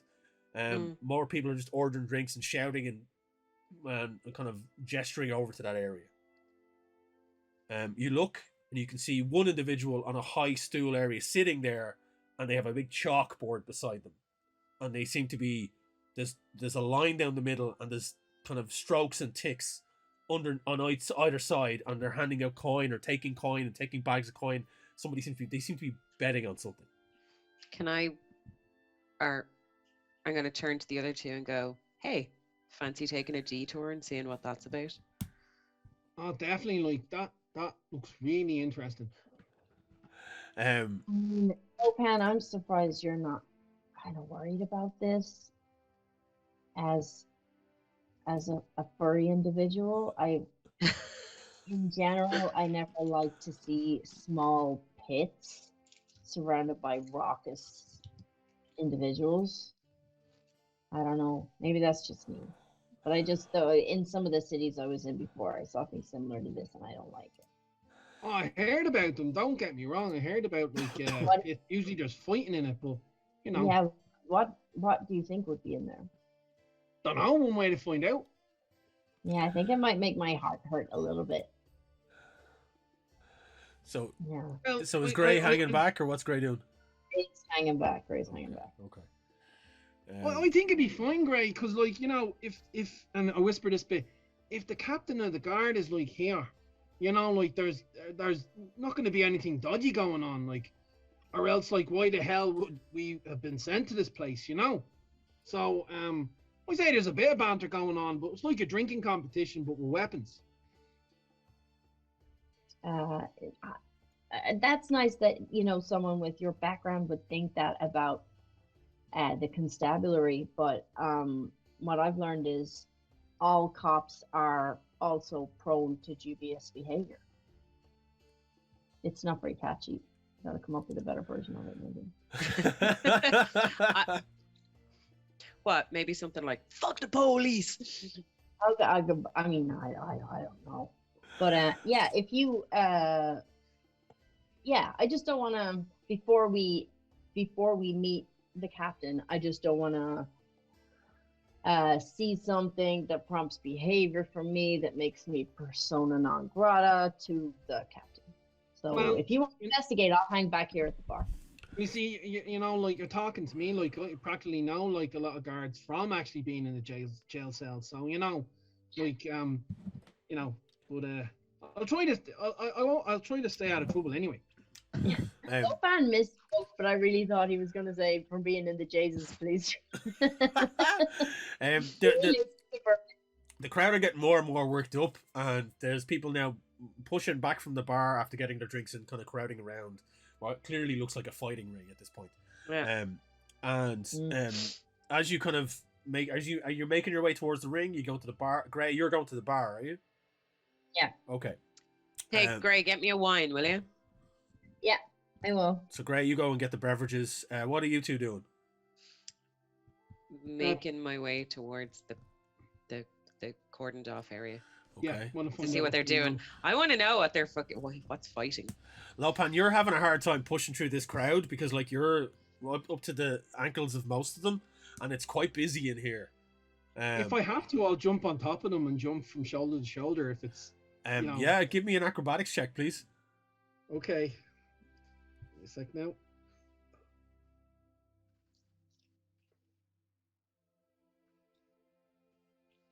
That'll be 18. Yeah, you just Nice. you hop up onto a table, then start bouncing across some of the shoulders of the patrons in this place. They're like, "What the?" As they feel like they're getting jostled as is because it's getting quite crowded in here, and you tend to hop, and you land then in front. There's a kind of a table that's laid out in front of the fight ring. You've got literally front row seats to whatever's happening here, and you land down. And Zildara, you rock up behind as you push your way through. You rock up behind Lopan as he lands, and you both look up. And you see two groups start to enter. There's doors on either side of this fighting ring, and you have a really good view here at this point. And the two doors on either end open up, and a small group of individuals come in, and one small goblin runs in, and is a stool in the center of the ring, and he hops up on the middle of the stool and just has a little kind of like cone megaphone, and he just starts to shout, all right, everybody, calm down. I know you're all bloodthirsty bastards at this stage, and you've all got your drink in you. But we're about to start the festivities, so hang on, and you can place your bets in the next 2 minutes before the fight starts, and we're going to get going. This is going to be a good one, folks. We're going to be a good one. We've all seen this before. We know that they can do it, and it's going to be fantastic. And he starts roiling up the crowd and just screeching through his megaphone. The two groups usher in on either side, and you see kind of a large human male, bald, no beard, just kind of cuts all over his face, covered in tattoos, full on. This dude is a full-on seafaring individual. There's tattoos of naked mermaids and shit, and boats and anchors and all sorts all over his body, covered from head to toe up to his neck, and then just a gleaming bald head, covered, dripping in kind of sweat at this stage. His hands are bandaged up, muscles taut. He's just like, and he just rocks into the kind of middle of the ring, and he starts doing all this. And the crowd off to one side where he is, that are on his area, his corner, they're all cheering loudly. Oh my god, I kind of hope his opponent is Aratir. And stepping into the other side of the ring, you see by herself a large female half-orc. Wearing kind of like a one of those gym, not so much two tops, but like a jerkin that covers her modesty up top. Her arms are bare, there's cuts and marks all over them. Her arms are bandaged up at the knuckles. Her hair is braided back tight and kept behind her head. Just full on, like raring to go by herself. No entourage. There are a few people cheering her name, and you just hear them, Aratir, Aratir, Aratir, Aratir, as they just start to rile themselves up. There's about 4 or 5 of them, and as you take them in, you realise they are off-duty city guardsmen and women, as they're cheering on their captain. When I realise this, I'm going to cast message to Gray, because Gray's over at the bar and wants no part of this shit. So I'm going to point towards Gray because I can see him, and I'm like, get your butt over here. The opponent is Aratir. No furry beasties. Okay. I'm coming. So Gray, you push your way through. Don't forget the drinks. Yeah, you push your way through the crowd, like just gonna make an acrobatics check for me, please. Oh yeah, no problem, bro. No problem, bro. That's 29, Mo. What? What is your modifier for acrobatics? Modifiers plus 10. Plus 10. Oh Jesus! That's impressive. In 6. It's insane. Quick like cat. And you just deftly weave your way through this boisterous crowd of just sweaty sailors and foundry workers. Cat-like. Full on Cat-like even. And you don't spill a drop of drink. And you arrive in front of Zilzara with her glass of house wine, which is, it's all right. It's house wine. It's a tavern by the docks. It's grand. Yeah, exactly, yeah. Jill on the floor of Vivers that time with her drink, never spilled it on the floor, being pulled by people. Never spilled it. Years of expertise there. Instinct. So you see as Aratir steps into the ring with our small cadre of supporters, and you notice as you look up at the bets that are being placed on the thing, most of the bets are for this human sailor individual who's big and looks like he's been in a fair scrap. His nose is broken in several different places. He's got marks on his face. He looks like he's recently getting over a black eye. Aratir, while she has scars, is looking ripped and looking ready to fight. And the goblin, like, right, okay, we're gonna start it. Bets are in. All bets, hold them. We're gonna start it off. Round 1.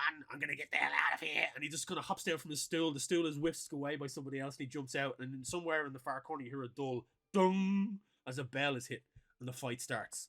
And the human male barrels in, full on. Now, what I'm gonna do is I'm gonna roll for both of them. So I'm going to roll for hits and stuff like that, just to see who hits, and then after that. So the first human male goes in for a hit and tries to get a quick punch in at Aratir at the first round. And he rolled shite. He rolled a 4, and he swings in a dig, and she sidesteps. And then she just brings her elbow down at the top of her top of his head. Yeah, that's going to hit her. That's a 15 and whatever modifiers. The elbow comes down, crack, on his back, and he's like, ugh! And she just picks him up and spins him around and just goes to pummel him in the front of his head. He sidesteps and her fist hits air and swipes downwards. And they just start to jostle each other, getting a measurement of how each of the fighters are. And they kind of bounce back and forth. Start swinging in digs. The human male brings in his fist. He misses. Aratir sidesteps, glances off, and she just cracks him in the side of the head.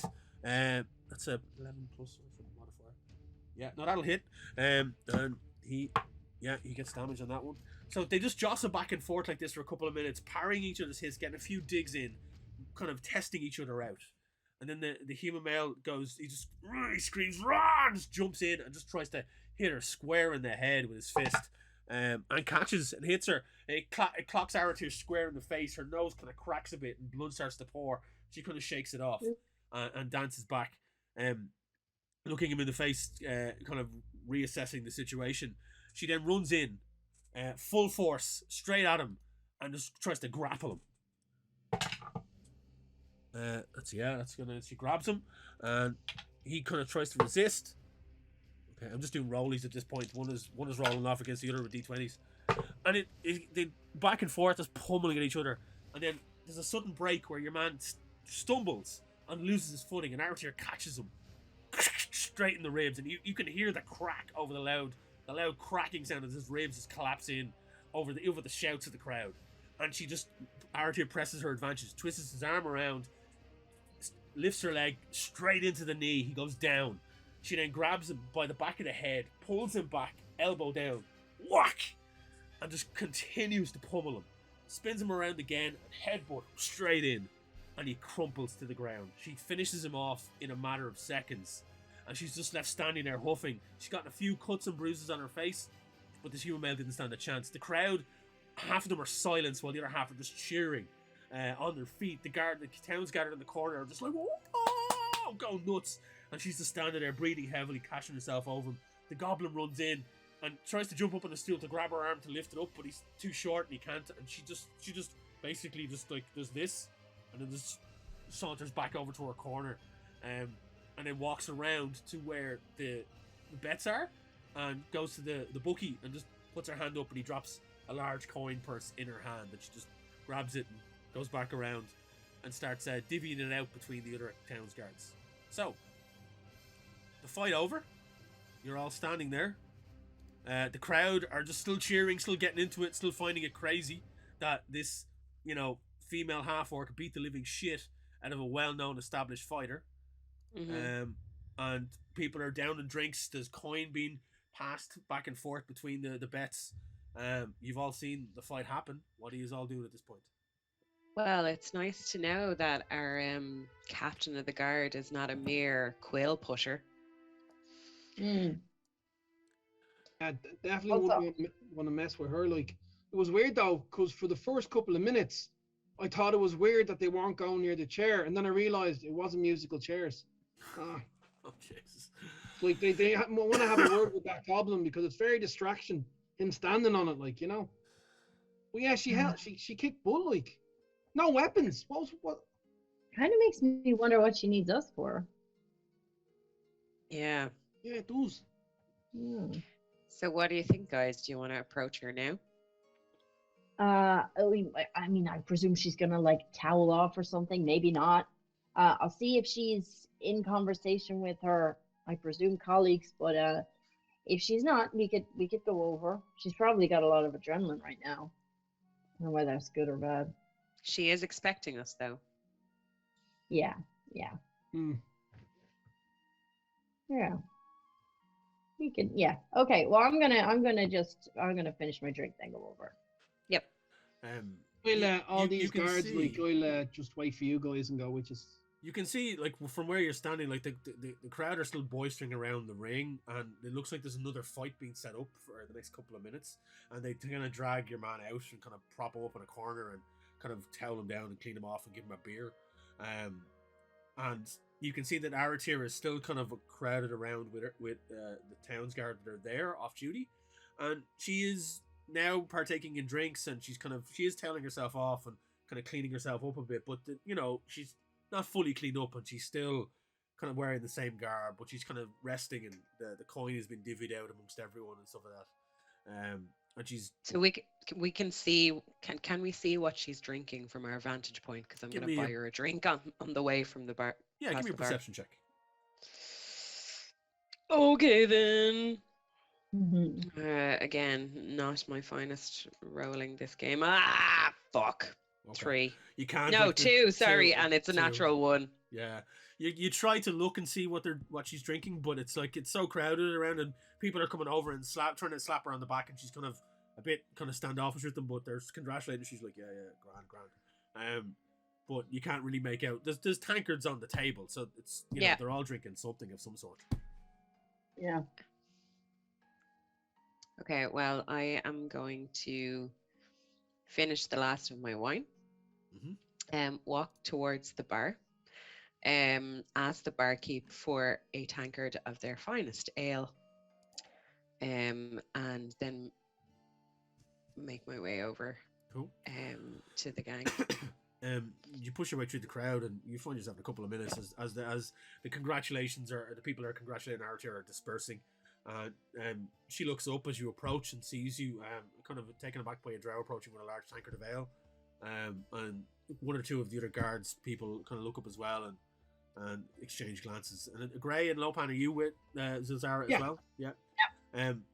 You all, the trio of you all rocking up, look like a curious sight in a place like this, and she kind of has a bit of a as you all approach her. Doesn't help with like Z's resting bitch face either. So, funnily enough, Aratir seems to have a very similar expression. Yeah. Ray, I don't know if you know. You recognize game, lads. Ray, did you notice? Are they like kind of twins or something? Come on, I want the clumps, please. I want Jill playing all the roles.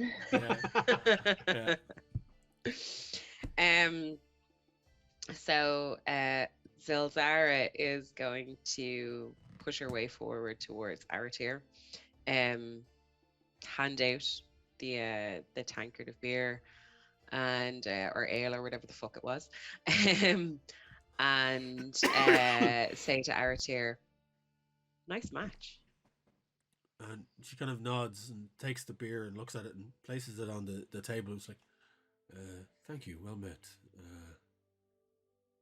Might I ask, a drow, a tabaxi, and a rabbit?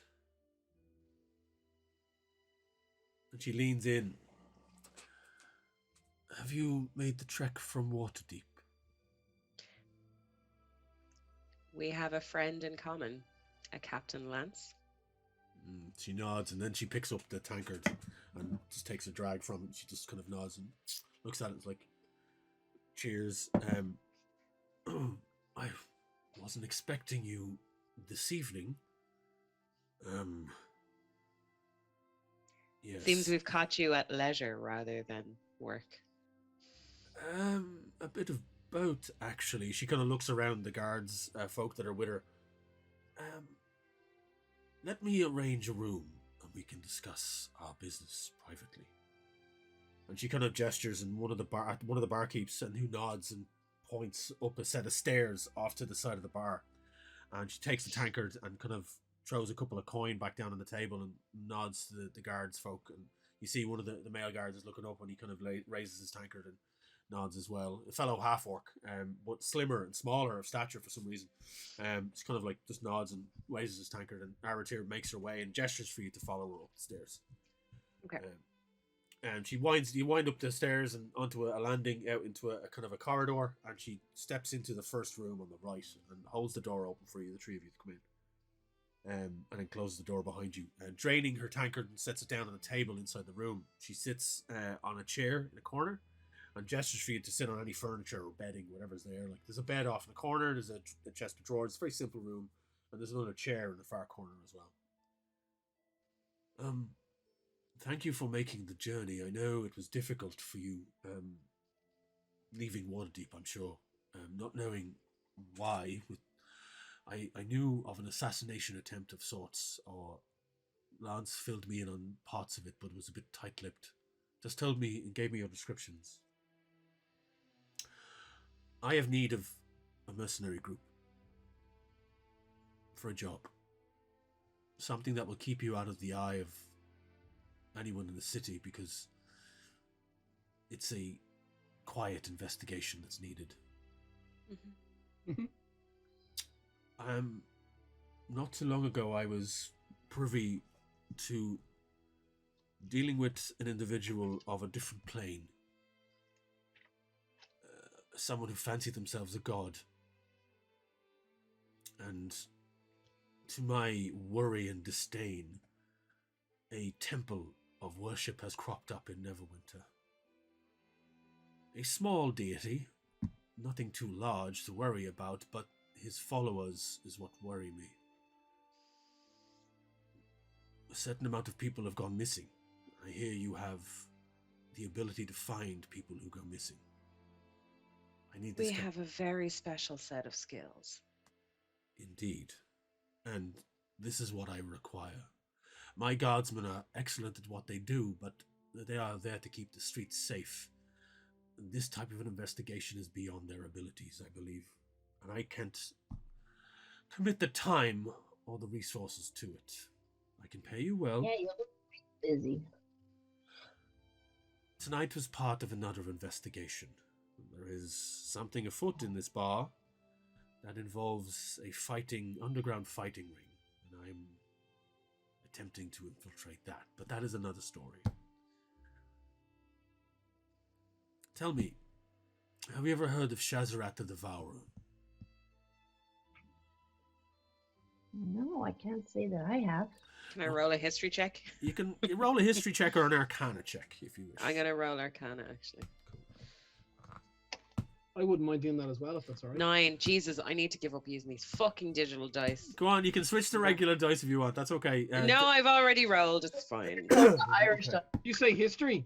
History or arcana, one of Or the Arcana. No, yeah. The digital dice don't like me because that rolled off a 20 onto a 2. Yeah. Oh. No. So Sometimes the digital dice can betray you sometimes, they really can. Yeah, just they like can. real dice can. Yep. So, That's true. great. I rolled a 21, but that was Jesus. after. Yeah, that was yeah. after I declared. I Yeah, didn't that's think I did. Okay. Gray, you've travelled a fair bit. You have travelled a I have. fair bit. The other two, you haven't really heard of this individual, but Shazarat the Devourer is one of the very limited or lower end deities that are the dregs of planar deities, who is not well known in these parts of the world. But Gray, you've heard the name mentioned on whispers as you've travelled from the far east. With a few individuals you've met, and particularly with your dealings in the past with your past life and dealing with cults, this is one of the smaller ones. And the fact that you're hearing this name here in Neverwinter, it's surprising. Because it's so far away. Well, it's just so small. It's But why would all of a sudden it become more than what it is? Aratir kind of looks a bit as the name. As she says the name, you kind of like have a recognition in your mind going, yeah, I kind of have heard of that, but not on a huge scale. This deity is gaining following, but not a huge one. But there's too many weird circumstances happening around its followers. The temple was here in the city, but was subsequently closed down, and I heard that they had moved to the outskirts, specifically to the northeast outside the city, in a small outcropping of tunnels and caves. The local townsfolk in a village nearby reported that their livestock were going missing. A child was taken. This came from my city, and it is traced back here, and I need it dealt with. It is a day's travel from here to the northeast. You will be paid well, half up front for any supplies you may need, and half upon completion of just scouting out the area and seeing what you can see. And if you get into any combat with these individuals, please dispatch them. They are cultists. They are not regular people. They're not for the good of anything. What they do for their own enjoyment, twisted or otherwise. I don't want it coming back here. Can this be done? We're very good at like tracking down people and dealing with problems. And I not the first time I've dealt with a cult. So I can only speak for myself, but you got my help. Yeah, I mean, I would absolutely. The child goes missing, and we can help. We will. Yeah, you're paying us. I'll help. Very good. I appreciate your help, and I will keep it off the books. You will be no trail. People will not know it's you. And she produces a coin purse from the back of her belt and sets it on the table beside her. And it looks pretty hefty. There is 200 gold for now, another 200 when you return. take the night's rest. The tavern here can give you rooms. I will see to that.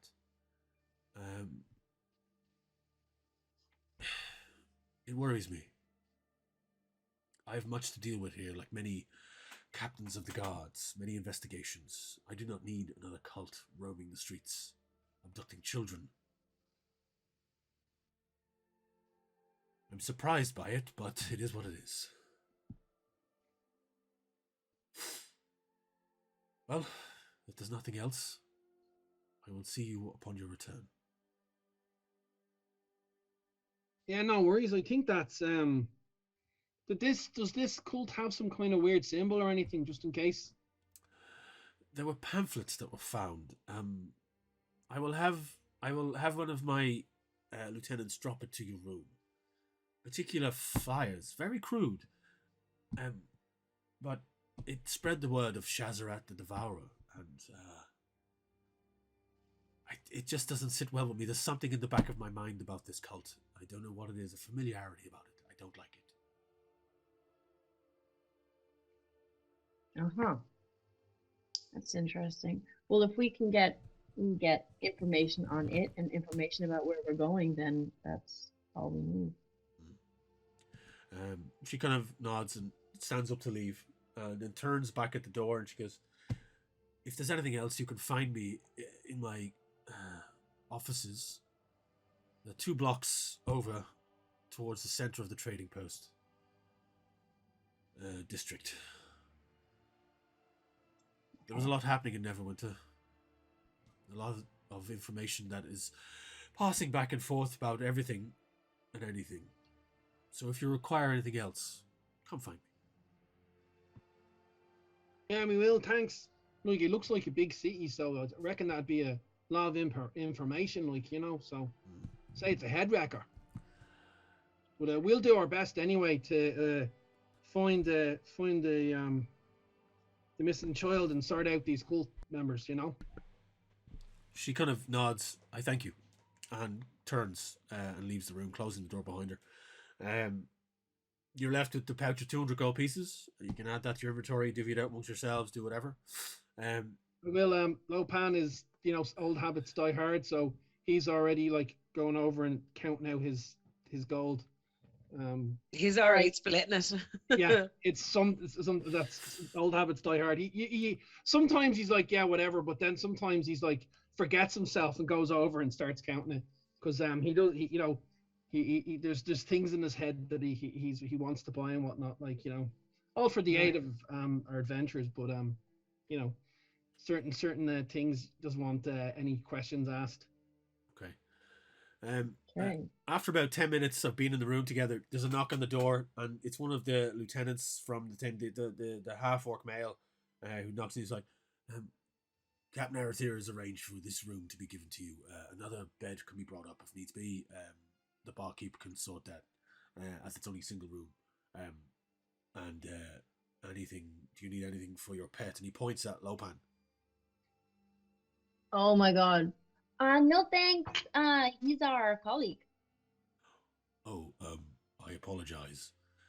It's all right, man. It happens quite a lot. If it was a drinking game, I'd already be locked. But and I hop over to the. You said there was a small chest. Yeah, chest of drawers, yeah. I hop over it up to it and I open it. And it's like, nah, this would be grand. I'll put a pillow here and yeah, I'll just sleep in this. Okay. He nods and closes the door behind him and pisses off. You're left to your own devices then for the rest of the evening. You hear another fight kick off down below. The dull thud of that bell and the cheering of the crowd, muffled as you're now on the first floor of the tavern. The night is to yours to do with what you will. I'm gonna do a little journaling and have 2 beers. Okay. I'm watching myself with the owl glug glug. Glug. You can have the beer brought to the room if you want, or you can go down and get it yourselves down at the bar. Any beverages you want can have brought up. Do we want to watch any more fighting? Oh, not my speed, but you totally can. I don't mind watching it. It's good what you pick up and what you learn, and you get to see what those fighters can do, and the mistakes they make. So I wouldn't mind watching a little bit of recon. Might learn a thing or two. I'll share a shadowy corner with you. So, Gray, you left to your own devices in the room, journaling away, working on whatever you want to work on. Lopan and Zilzara make their way back down into a shadowy corner, watching more fights. There's bets been put on all of these fights, and you can bet money if you wish on the fights as they progress. There's two more on docket for the evening. One between two tieflings that are kicking the ever-living shit out of each other like ninja style. They're just flipping and twisting and just wrapping each other in knots, and it's an interesting fight compared to what you saw before with Aratir and the human, which was all brawn and just punching the crap out of each other. This is more of a dance as they kind of whip themselves around and catch. It's like luchadors versus grappling wrestlers. Yeah, that kind of a thing. And the very last fight of the evening then is two greased up gnomes who are just thrown into the pit and wrestle the living crap out of each other, like full on Greco. Like just and they're slippery as fuck, oiled up, and just like, and they look feral as they go after each other, and like that's the highest betting is done on the evening on that fight.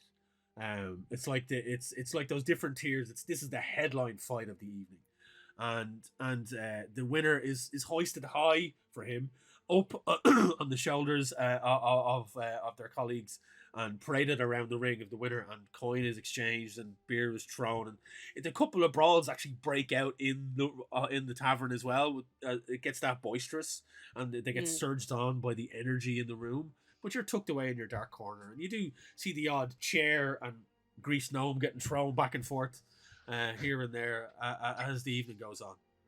I turned around to Zilzara when near the end of the fight, and I was just like, you know what? You don't want to get bitten by one of those gnomes. I had a friend of mine that got bitten by once, and every full moon he turned into one. Like, oh, they're vicious. Like, no wonder they didn't give him any weapons. I don't know what the oiling thing's for, but it's good that they didn't get any weapons. Are you telling me your friend was a were-gnome? Yeah, it was real awkward, like, because he was like kind of short to begin with, and then he got even shorter. But yeah, like, but the main thing is, if you ever see a gnome with no weapons and pointy teeth, don't go near them. Noted. Pointy teeth. And also, like, if they're oiled up, don't go near them anyway. Like, slippery little buggers.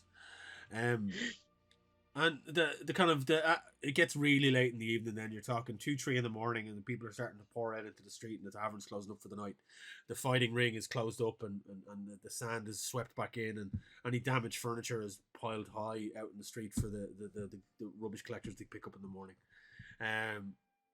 As residents, you get to stay in the bar if you wish, and then eventually make your way upstairs. But the patrons start to kind of meander out, drunk, and a lot of them with smashed up faces and empty pockets. Yeah, I'm gonna head to bed. Cool. Sleep is needed. Yeah. You awake the following morning. You've been given directions to the northeast gates of Neverwinter. Told that the caverns is a rocky set of caverns up in the northeastern section, just outside the city. You've been given general directions for that. Is there anything you want to do first thing in the morning? I'm gonna just sort my business and my spells and things, but I'm fine. Okay. If there's nothing else anyone wants to do, you just get up, have your breakfast, set out on the road, make your way northeast. You head out the other side of Neverwinter, the vast city, disappearing slightly behind you, but still visible. As you make your way up the dirt track towards your destination of these secluded caves, you see a small village, farming village, off to the right-hand side, and kind of clock that might be the one that Aratir mentioned, where livestock and a small child went missing from. And as these dark looming caves kind of start to open up in front of you, as they're kind of one vast opening in the side of a mountainside, or a hillside at least, that seems to lead down.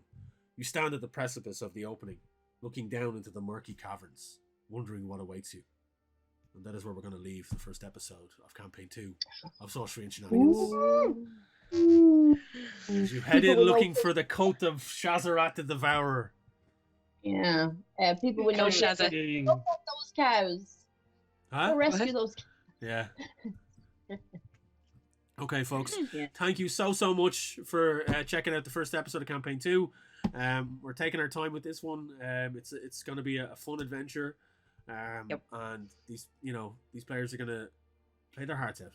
But don't forget to check out our sponsors, and don't forget our competition to win a copy of Dungeons & Dragons Fell 5 graphic novel from Dublin City Comics. Thank you so much, folks, for giving us this.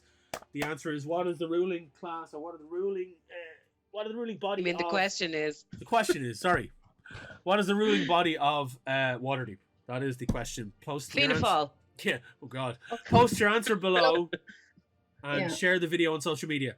And also, don't forget to check out dakotairish.com and check out the crazy amount of stuff they have there. Use our discount code PUBBRAWL, which I managed to work into the end of the episode. You saw PUBBRAWL, so right there is the discount code.